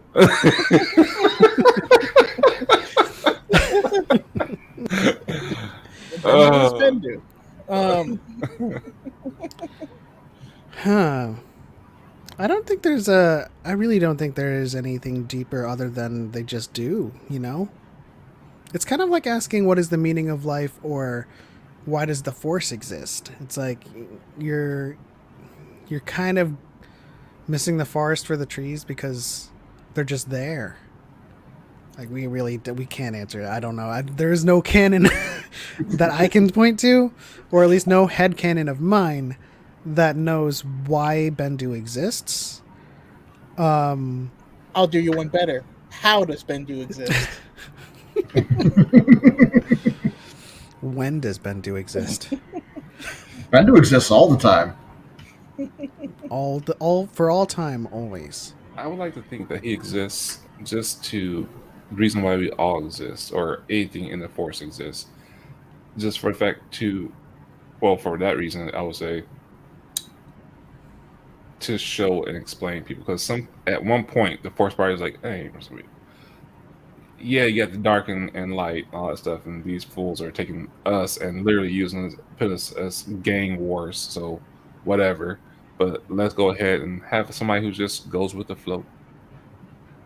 Mm-hmm. And that's what the Bendu is. It's just, he goes with the flow. He's neither the dark nor the light. He just go with the flow of the will, the will of the Force, and just don't fuck with me. I mean, using the river metaphor, the Bendu is, just like at Manteca water slides. He's just in the river, just on a tube, just like chilling. Just the lazy river, just chilling. It's like, hey. Take me where you will, And in that sense, I kind of feel like the Bendu exists primarily as a narrative visual aid to give to at least to the characters, to the audience, to at least visually depict that these things can happen. These agents can exist in a state with which they don't have a default kind of like position in the spectrum that puts them or labels them in any way. Like, they are the Bendu, and it's just this is the representation with which you can associate people who don't really, that are indiscriminate to the Force. Yeah, it's like a Force user. You're not a Jedi, you're not a Sith. You don't want to be part of none of that crap. It just, shit happens. You get a little pissed off and you accidentally shock somebody. I like to think you heal somebody. I like to think you're not going to levitate like a bottle of beer to you using the Force and be corrupted by that. Correct. Likewise, you're not going to be praised for it either. Nope. But it was convenient. It helped you out. It didn't hurt nobody. That's what I like to think. It's hurting your family. You need to stop. It goes back to the river. It's like throwing a rock in isn't going to dam the river. It's not helping much, but that's kind of how I've seen it. But I have tried to do as much. Anytime any new reference, anything comes out, I'm like, Bendu. Okay. Right. All right. Same information. Damn it. And I think it was a necessity for the Bendu to be revealed in Rebels, because it's how they was building Ezra's character, and so they showed him tap into the dark side using the dark side of the beast taming and pulling that big ass monster out of the dark and stuff like that. And Ezra wasn't a Sith or anything like that, but it's like, hey, this kid is a Force user. Now he has a master. He has Kanan, but at the same time, there's many people out there who are experiencing this in life, and that's just the Force flowing through them, through emotions. And that's what the Bendu is. It's not saying that they're bad nor good. It's just they're just using the flow of Force, like the Choco said, the flow of water, the river. It's just going through them, and they're accessing it. And like you said, Element, enhance their emotions, enhance it. So that's all. That's what the Bendu is. It's the flow. It's like, that's why when he does create a Force storm in Rebels, it's indiscriminate. Man, I still got to do a video on that one, because somebody gave me the best thing. He's like, Kanan came and said, hey, we need your help. So I ain't getting involved with that shit. He's like, you're a bitch. I'm involved now. I was like, oh, okay. And some of these comments in the chat trying to bring out my Bendu voice. Your imbalance woke me from a deep slumber. Your presence is like a violent storm. There you go. I love these. Dude, I love Bendu. The Bendu. That's in Rebels. He is one of my favorite characters. I want so like I'm pretty sure we all do, but so much more information about him. Like, nah, you can't just tease the Bendu like that. Like, No, where but was they he? can. What was that? I said, no, but they can. It's like, where was he in the High Republic? Come on, somebody had to. We got these way seekers and all that stuff. Somebody had to talk to the Bendu. I'm hoping that we get a conversation between Orla Drini and the Bendu. That's gonna be. I need it. Orla needs her own book, or series of books. Oh yeah. I mean, she's definitely getting a lot more expansion coming up soon here, so I'm excited. The Wayseeker is a title that makes itself and writes itself. It's a story that writes itself. Yeah. And I want her on her Wayseeker journey to bring along Vernestra to learn about being a young knight, new master to Padawan, and learn via the Wayseeker ways. I just want a Vernestra Orla duo book. That's all. Right. So, next question will be: is light side force lightning possible? It depends. On. Well, canonically speaking, Yoda conjured lightning from nature, but did not create lightning from the Force. So, light side purposes, you can compel or at least ask the Force to assist you in that manner. But I don't think you can do it the same way the Sith do, by generating it and kind of perverting the Force to kind of, or at least dominating the Force enough to create that discharge. So Yoda can be like, please just so I can teach this lesson to Luke. You know? But yeah, I don't think it's possible in the way the Sith do it. Okay. By the way, whenever Yoda does it, I just think of Naruto when Right. Oh no, he's pulling out the big guns. He changed the weather. No, I'm again in the same boat because canonically speaking, if you are reading like Dooku Jedi Lost and read about his first time using Force Lightning, or even Rey's first time using Force Lightning, there's a lot of really dark and negative emotion that comes with it.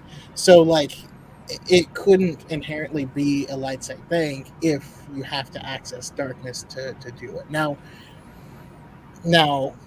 that being said, I'm very well aware of the fact that what I'm saying is our experience with it that we've seen has used that, which does not necessarily mean that that's the only possible experience. But from my interpretation, I see the Force itself. I mean, the Force is external to the user. It is it is not inside of them. It's not a superpower that they're using. They're not Static Shock or anything like that. It's them willing, like Element said, they're willing the Force to do this thing. They're asking it through the midichlorians to do this thing. And I believe that it takes some form of domination in order to make the Force kill like that.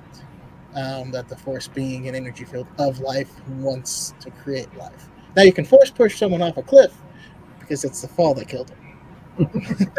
And I like to point to the dichotomy between the Jedi and Sith and how their abilities or techniques are displayed as a natural kind of indicator as to what is possible. Because if you look at lightning from the Sith, it is very visually indicative of something that requires chaos and requires deep-rooted emotions. Whereas you look at the Jedi and you see force waves, you see kind of like flowy elements to their depictions. And if you go to like video game purposes, Sith have lightning, Sith have all kinds of dark dark depictions, and then the Jedi, it's all about waviness and stuff like that, and force waves, force pushes, force sweeps. And I think that ultimately that has something to do with what is possible with those sides of the force itself. So I don't think using the light and calling upon those emotions and asking the force to help you could manifest into lightning. I think it purposefully manifests in a waviness form because that is the light, or that is that side of the force. And I think for Sith, it manifests in lightning because it's being dominated, and there's so much friction in that relationship. So I point to this cinematic from the Old Republic when Satele Shan is fighting Darth Malgus, and she condensates the Force into a huge, wavy ball, and then blasts the cliffside. To me, of course, that's not canon, but to me, that aids me in my description that she is compelling the Force to give her the power to do this act. But from the light side, that's how it's depicted. That's how it manifests. So you could say what she did might be the light side equivalent of lightning, but because it's the light side, it doesn't manifest in such a way that represents friction.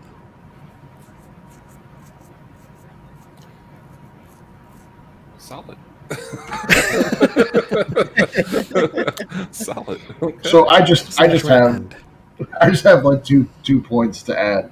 The first being that if we look at Jedi techniques and Sith techniques, although it's not really that sort of a thing, but like the ultimate Sith technique is always the lightning. Like it's always to cause harm. And then if you look at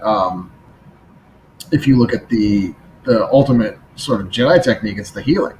Like that was like the ultimate thing that you could do is you could heal somebody. The other point I have is I think intention matters. If you're intending to kill somebody, that's dark side. But I could see a Jedi calling on the Force and using like a precision jolt maybe to energize, like a broken electronical system. Like they need to get a ship up and running. They need to charge the capacitors in it. They need to give somebody a jolt to get their heart beating again. I think that's entirely possible because it's your intention that matters when you're using the Force. It's not like I can't articulate this very well, but it's not. You're not using the dark side because your intention isn't to harm.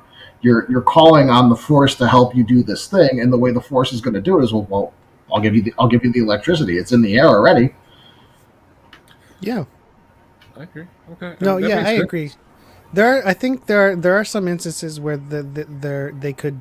I mean, they created water out of the atmosphere, right? Yeah. So you could theoretically manipulate the Force in a way that gives you the results you need, like a jolt. And I really recommend Race to Crash Point Tower because that's what I was thinking too. Yeah, Ram is a mechanic, and so the way he sees the Force is the gears and the pinions and how an engineer sees things. And like you would think, this brings me back to SOTOR, how you cannot stasis a mech, but like when you see Ram using the Force to see inner workings and to use it to like screw loose something in a mechanical being, that's his way of manipulating those types of constructs, and he's an awesome character.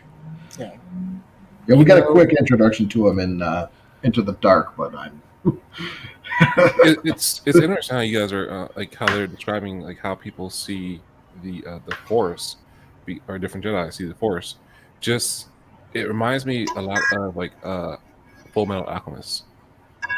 Yeah, like certain people who like deal with certain like the what's his name, Colonel damn it, what's his name? Colonel Mustang. Yeah, Mustang. The Mustang. His was fire. So I mean, and that was just his thing. He and then you God. had Poor you know, Envy. and then you had everybody else had the different perks. They can manipulate certain things, and that's what they broke down and they resonate with. So it's just like, huh. And when you said that, people are seeing the force as gears and seeing it as music and all that stuff because it resonates with them. That's what they're passionate about. That's what they love or enjoy. It's interesting. It's so awesome. I don't want to. I don't want to spoil the book if you're going to read it, but like just this one part where he's there's a chase that's happening, and he's like telling himself, picture the components, picture the wires, picture how they work together, and then he disables a speeder. And of course you can't disable a speeder like disable. No, he just like use the force to like unplug things and go into the components of the mechanics of things. Wow. So yeah, that's as heavy as I'll get. Yeah, it's a short read. Okay, all right. I have to read all of it eventually. Quick question. Ember says, was Emerald Lighting way different? So I mean, we had something called Electric Judgment from Legends, which Plo Koon used, my dude. And even then, when he used it, he just kind of like felt that this was the thing that the Force wanted him to do.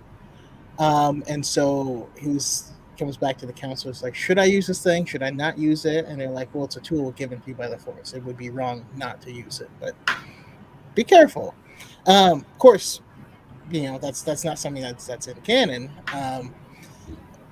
So I keep coming back to if I'm trying to figure out if something can or can't be done, what precedent do we have for it to be done?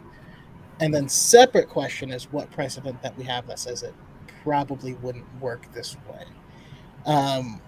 And seeing all the canonical use require that intense negative emotion or hatred. You have Rey who's trying to save Chewie, but the feelings that she is like immense loss. This is her brand new found family this year, and he's being taken from her from this guy who she hates, who is pushing her to her limit, and there's like an emotional explosion, and then that manifests that way.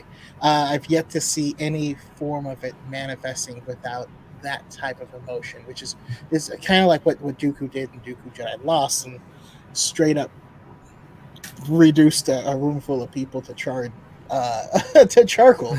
It was quite similar there, and so and we also get a little bit of that in I believe in Dark Disciple as well. I don't know. I just if I'm looking at it based off of, do we have precedent for it? Do we have precedent against it? And that's kind of where I come to my conclusions. And that's where I fall off with X-Core Gamer's description of trying to use it to like give a jolt, because I do think that the possibility and potential of it happening is there, but the issue I have with that description of the Force is that we have depictions of healing now in canon that is centered around the life energy.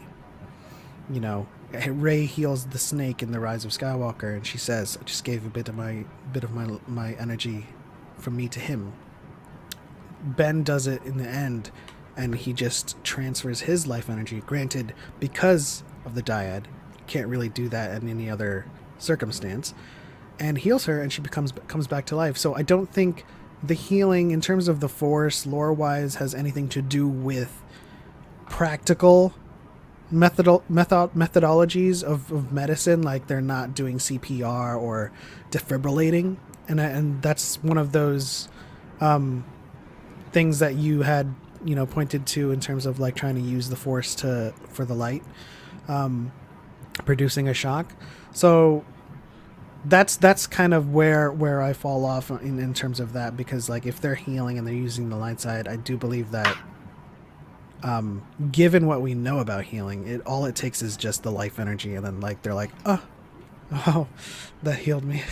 But it would be cool if we get a drama ram, like if he decides to become a doctor and he's like, someone's not breathing, so he like with the force traces it back to like their lungs and then like makes them breathe with the force or so. I know that something like that might be pretty cool, as long as he knows what he's doing and doesn't just kill them faster. That's pretty dope. So just to get a clarity, so the perspective of the healing, the force healing, it's transferring a piece of their energy, life essence, force essence into that person. Yeah. Correct. So they're losing some of their own life to give to that person. Mm-hmm. Okay. And now, in the full mechanics of that, we don't quite know. I don't know if that means like, now you're gonna die 45 days earlier every time you do it. Yeah. Or if it's like, okay, all you need to do is take a nap, grab a shower, and then in a power bar, and you're back up to full life. I don't know, but we had people. That's as much as we do know. Yes, because Grogu. Yeah. Well, I mean, if super it were lived technically, so technically with Grogu it could go either way. So I mean, I have that belief, but I can't. If it worked that way, would Porter Engle be around? Because he does it all the time. And Porter Engle only does it to a lot minor. He's doing like triage work, but still, no. He's doing it. He's old, so. And we don't. Right, another long-lived species, but again, we don't know the mechanics of it. We don't know. We do know how we do know that it's not a finite thing. Remember what when we say the force isn't within the person. Yeah, it's not a power, right? It's all around them, and then they ask it to do things. And so, given how Rey describes it, just transferring a bit of her energy to him or the snake, and then in the novelization, when she healed Ben, she had to take that rest. I don't think it's finite in which like their life clock decreases. I just think that they're like, that took a lot out of me, and so they just have to restore their stamina, go to sleep. I agree, and that's the only thing that really grab a sensu bean. the thing that actually I compared it to is like the when Ben brought Rey back to life, and when Anakin was the conduit transferring the sister into essence into Ahsoka. Because if Anakin would try it himself, or any Jedi would try it himself, that's why I don't think Jedi's really did try to bring people back to life like that. Because it's like, nah, you're gonna die. I'm gonna die if I do that. So, and then you're gonna try to do the same thing. So we're going to play hot potato with the life essence. So why would we do that? So that's why I'm like, okay, well, yeah, there's no way that Ben Cook came back on us. It's just the mechanics, like you said, about healing, and it hasn't been like put out there blatantly, but from what we've seen, that's my interpretation from what I've seen from the Mortis arc and the Rise of Skywalker, just the whole healing factor, and with the in between the Grogu and all that stuff like that. So I always make this joke too, because it's the dyad itself, right? The power unto life itself that enabled him to be able to transfer his life force into Rey. I always make the joke that alternate ending, he does it, she comes back to life, Ben, and then and then Ben falls, and then she's like, no, and then she transfers back, and he comes back, and he's like, I saved you, and she's like, well, I wanted to save you. It's like no, and then she dies, and then he's like, no, he goes, and then they transfers this. They just keep on going back and forth. It's like, stop it.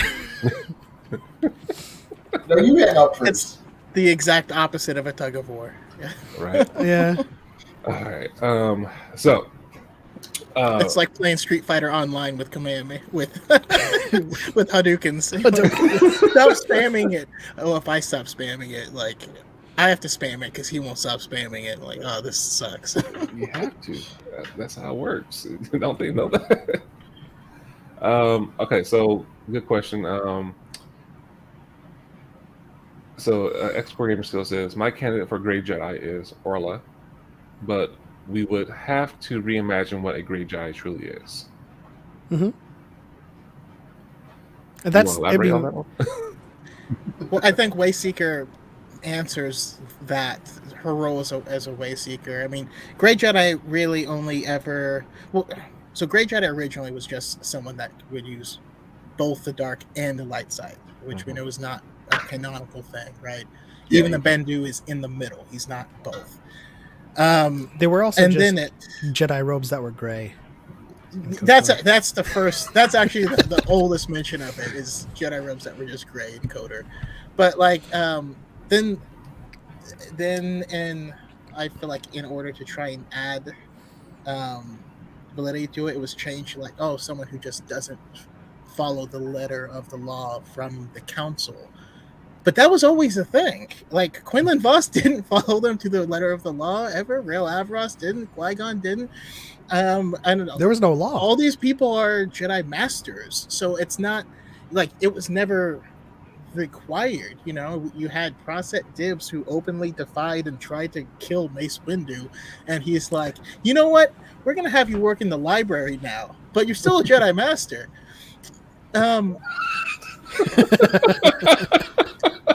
So that was it was never a thing.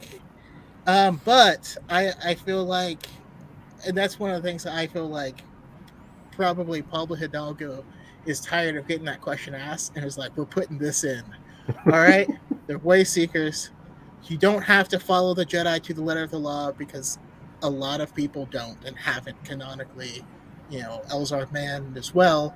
So here's another thing where they follow that. Also, we already had the bearish bow. Exactly. That was already a thing as well, but for forever. Yeah, I feel like, okay, is this what you want? Yeah, I mean, it's like they're not saying you can't use the Force. It's just like, once you leave the Order, give me your lightsaber. Here's the money. Bye-bye. Have a nice life. well, but as a Wayseeker, though, you're no longer backed by them, but you're still a Jedi. You still have your lightsaber. Yes. You still serve the Force and the light side of the Force. You're just like, I'm gonna take this act on the road. I'm now a private contractor for the Force, so I don't get the same benefits or whatever, and I gotta pay payroll taxes on myself now, but still. But yeah, I mean, I think the most friction that happens around the subject is trying to keep the term Grey Jedi alive. It's like, could Grey Jedi work if we redefine it? And like, well, when you redefine it, you're just getting a Wayseeker or a Barish Taker. Like, why does this term need to survive in order for you to accept a new definition, or at least accept a concept in which it already exists? So someone who doesn't answer to the council, or at least is independent from the council's, agendas, goes off on their own on a pilgrimage, seeks out their connection to the Force independently, a Barish Taker or a Wayseeker. Someone wants to attribute that to a Grey Jedi, and I'm just like, Barish Taker or Wayseeker? Like. I think the ultimate issue there is it is just trying to survive the term, and attribute it to things that exist, that have names, and isn't using both sides of the Force.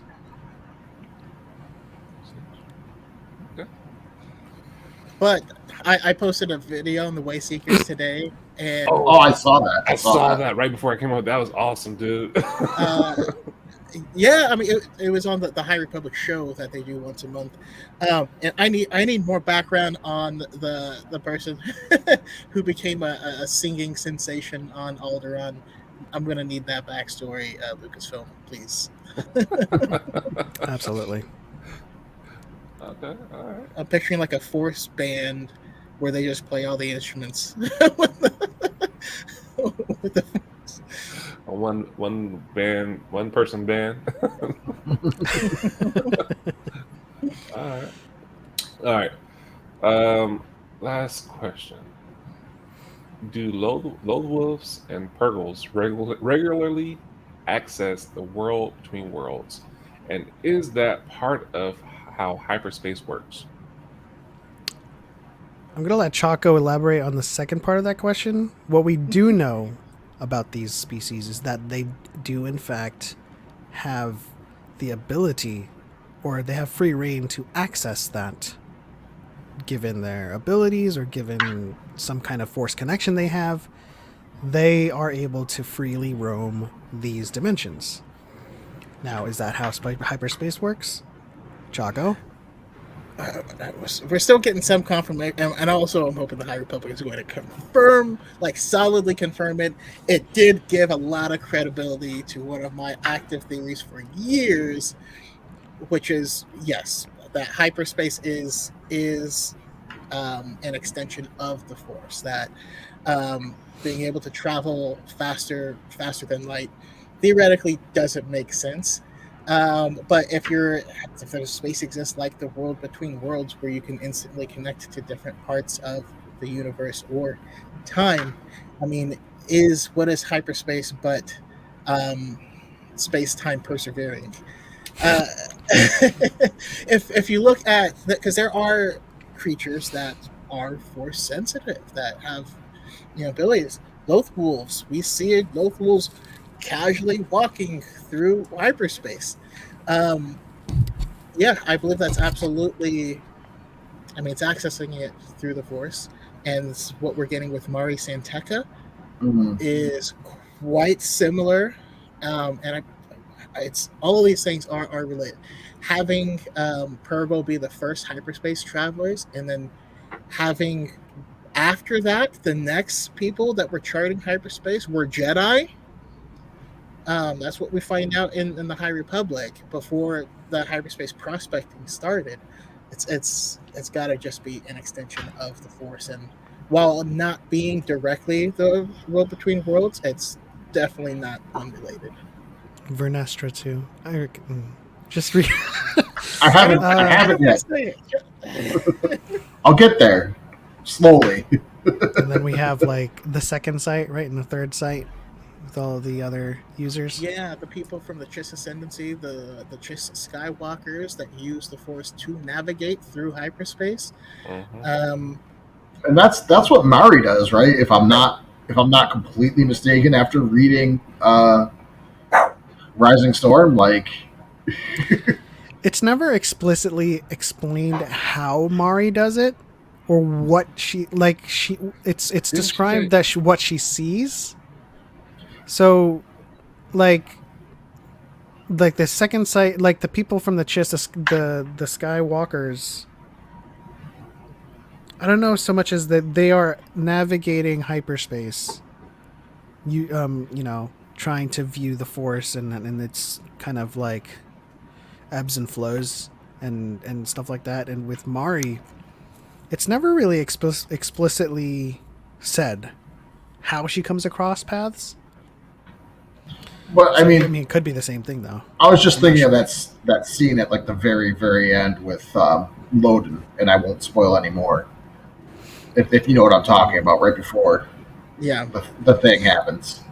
So you for sure should read Out of the Shadows. I will definitely read. I eventually will read all the canon material. It's just not going to happen by the end of the year. I need Suki to stop turning my microphone off. She keeps hitting the mute on top. It's like, but it's while we are still waiting for an explanation, we know that these Jedi all see the Force in very different ways. And what if that is just the way that Mari does it? That's just how she sees the Force and is able to make these connections. And we could end up with people with similar abilities being able to make those same connections. Or, I mean, there's a lot of possibilities, but I believe that I can solidly say that hyperspace and the Force are intricately connected to one another. Okay. I read that in that book. I was like, Choco will love this. Yeah, because I mean the Purgle. You would love to see that, right? You would love to see that, right, Lee? The Purgle, you actually like you see them do the jumps, and it's like, Yeah. It's crazy. Now you speak my language.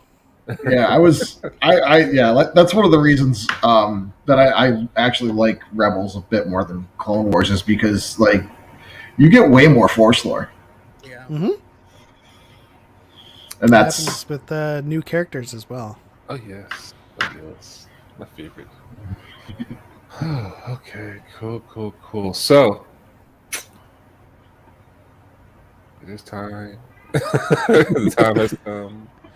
Closing thoughts, fellas. Closing thoughts. We have had a long, great discussion, and on many topics besides Force, and it's amazing. We love it. We don't mind that. We love that. But closing thoughts on the Force and everything that we've discussed. For light in life. I mean, the Force itself is such a polarizing subject to discuss, to have discourse in.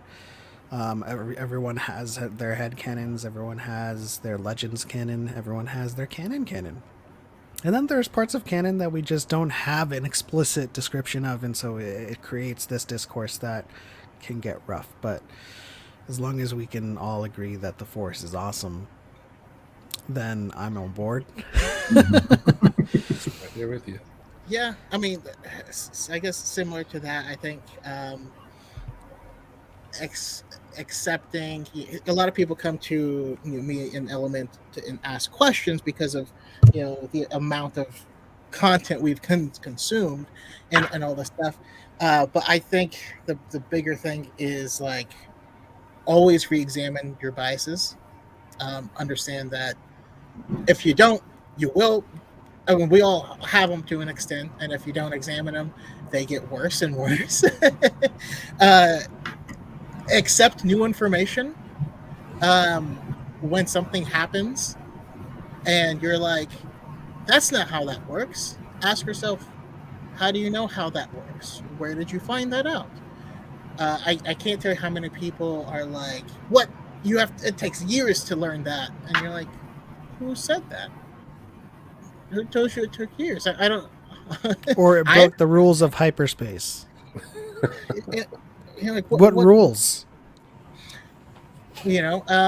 So there's always. So yeah, examine your biases. If your headcanon and new information contradicts your headcanon was wrong. It's okay. Move on. Add this. You made a decision based off the information you had at hand. Now there's new information, and that needs to be re-examined. There's nothing wrong with that, but I find a lot of people you're holding gun. I like that one. Always in motion is the future. You gotta accept things changing. Whenever you're looking at Force lore and your first reaction is, well, that's impossible. Chances are it's not possible. Yeah. That's why I have to concede some points to XCore about the shock in the Force. And I can see that the potential and the possibility for it.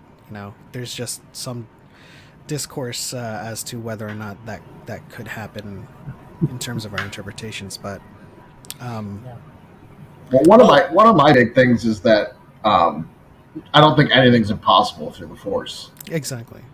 Because I mean, Yoda sending his energy and all the younglings he was with from wherever he was at the beginning of Light of the Jedi is like, oh, they can do that now. Luke's use of Simul Futuris, which he had never, that could have easily been a little, you can't do that. Well, why? You can do anything with the Force. It's about your intentions. It's about what the Force is going to let you do. The Force is literally just a plot device. It is. It's Deus Ex Machina incarnate. Yes. No, Deus Ex Machina incarnate was in premiere. Oh, that was so good. Literally. Yes. One last question for you guys then. Call me crazy, but do you think the Force is real? The Force is an energy field that lives in all living things. It binds us, it penetrates us, it brings the galaxy to it connects the galaxy together. Whether or not it's real, it's really irrelevant. Because as long as we've connected on this show, we've connected with the chat, we've connected with the community of Star Wars, and we've bind each other together. That's the true Force. To quote Starkiller, it's real to me. No, it's based heavily off of Eastern philosophy and thought. And I mean, call me crazy, but there is things that we just don't understand, that we can't explain, that are just seemingly omnipresent. Whether or not, and that's one of the reasons I actually like the Metachlorians, because whether your belief in it is scientific or spiritual, they could both be describing the same thing in different ways. But it is what it is. Whether it's real or not, one thing is for certain. Every month have a dyad. We do. But every month, I'm gonna at least try to grab that remote. And if one day it happens, I'm gonna be like, for light and life. All right. Also, thank you for having us, as always. Thank you for being here. It was a great time.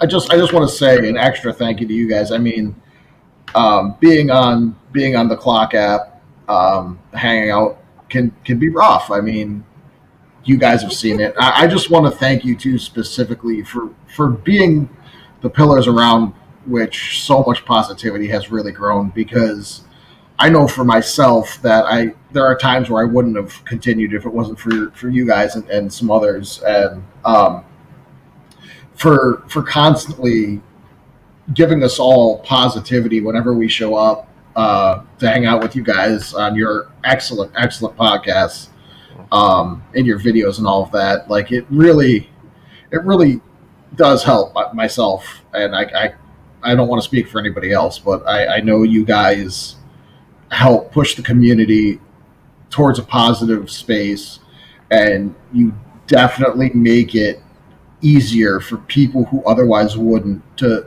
voice their opinions on what they love about this fantastic thing that has been a part of our lives.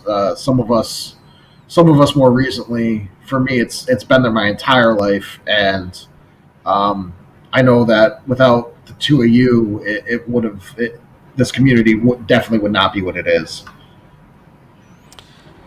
I mean, I appreciate that very sentiment, but there's going to be some discourse from me.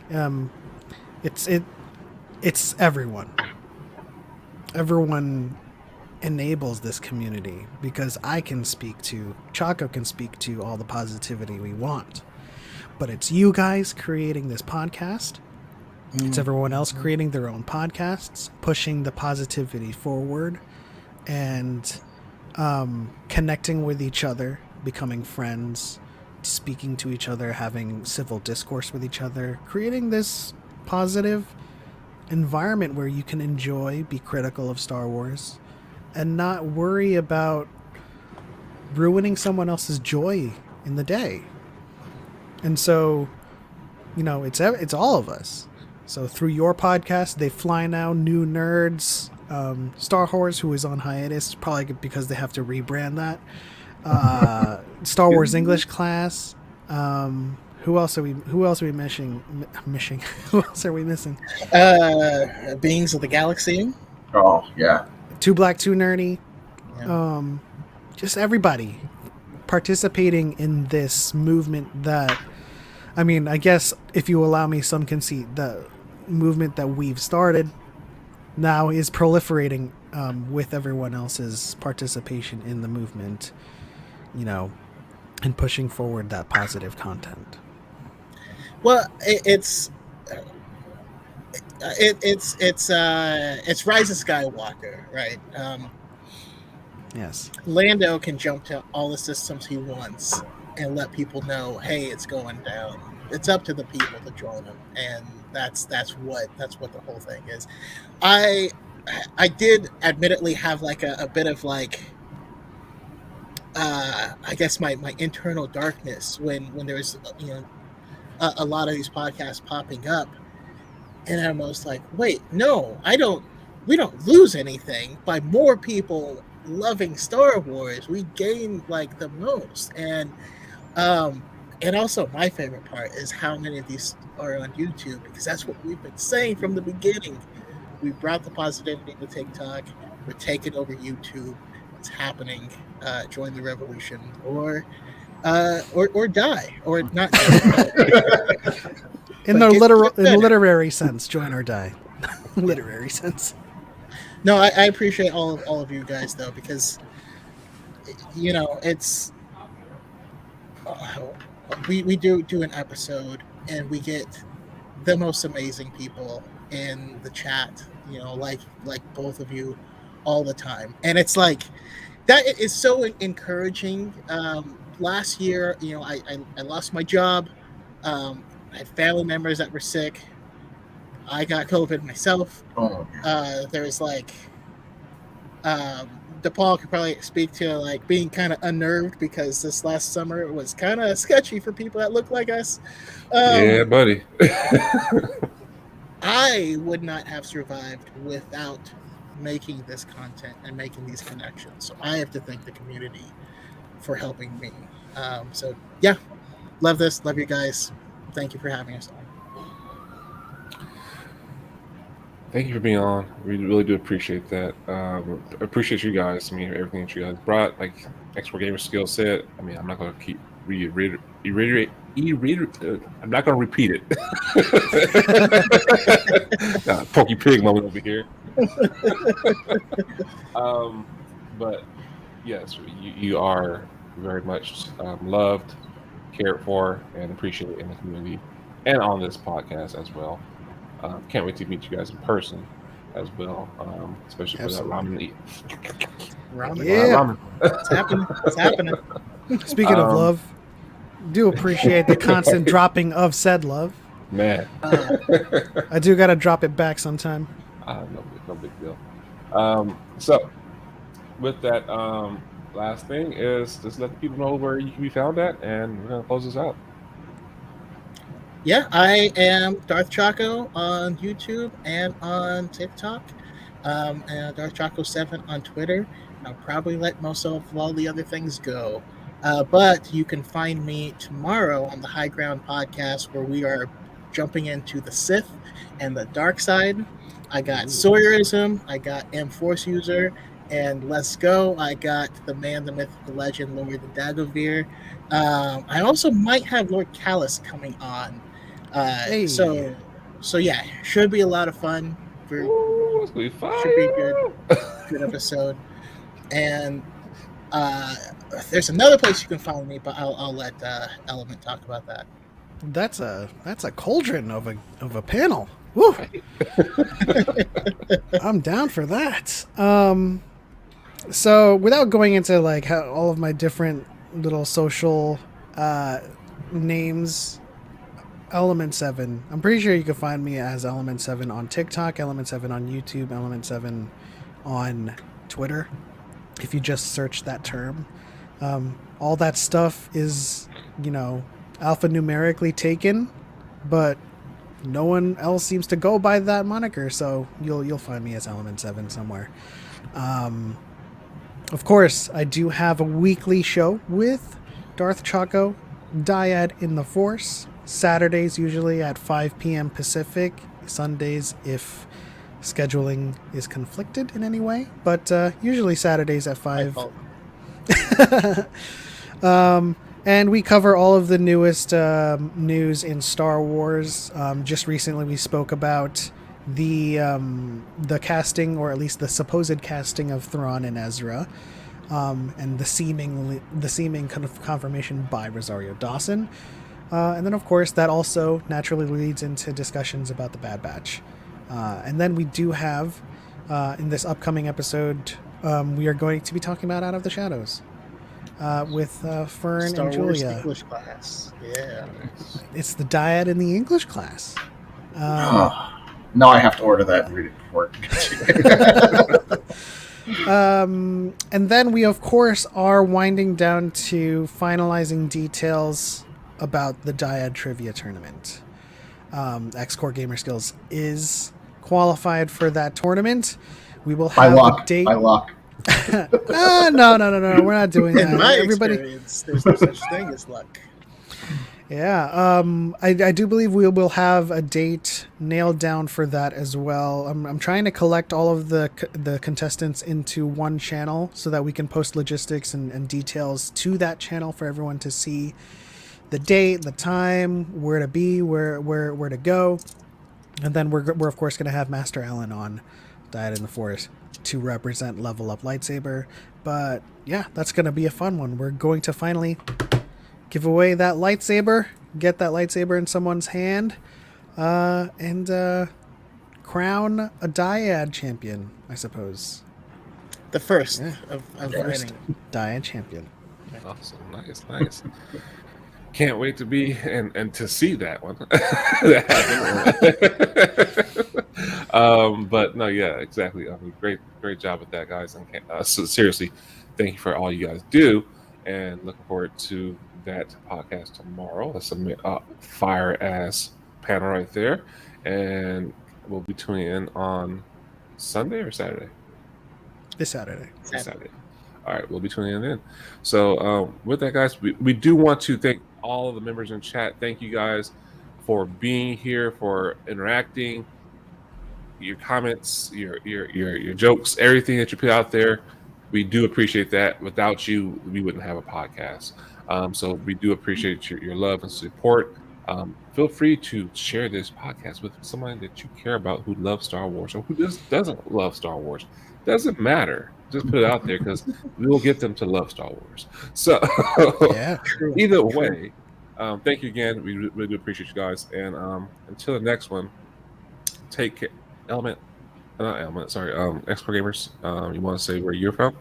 Oh, yeah, I'm xcoregamerskillz everywhere, primarily TikTok. I'm going to work on doing some stuff for YouTube, probably just downloading my longer videos and posting them there as well. I'm in the middle of a bunch of stuff. My wife's going back to work, which is great because it means a budget for a new PC and some other things. I don't have time for Twitch, but like I said, in about a month, kids are going back to school. I will have at least 4 to 6 hours every week to actually stream on Twitch. Nice. I'll be able to finish up Fallen Order. I might hop into Spider-Man after that. Yeah. I did play through Spider-Man once, but I kind of want to do it again. I might have access to Miles Morales as well. I have a friend of mine who has everything, and he's like, yeah, whatever I'm not on, just use my account. So there's going to be some video game content from me on Twitch coming soon, and I will probably start downloading that and putting that on YouTube as well. Like I said, it's just a matter of having budget to do all the things I'm trying to do. And you can go ahead and follow me on Twitter. don't really get it yet, but I'm starting to. Okay.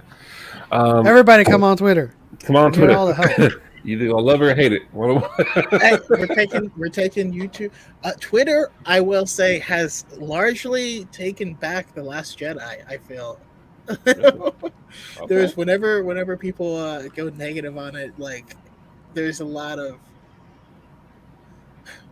only when people go negative for like really disingenuous reasons.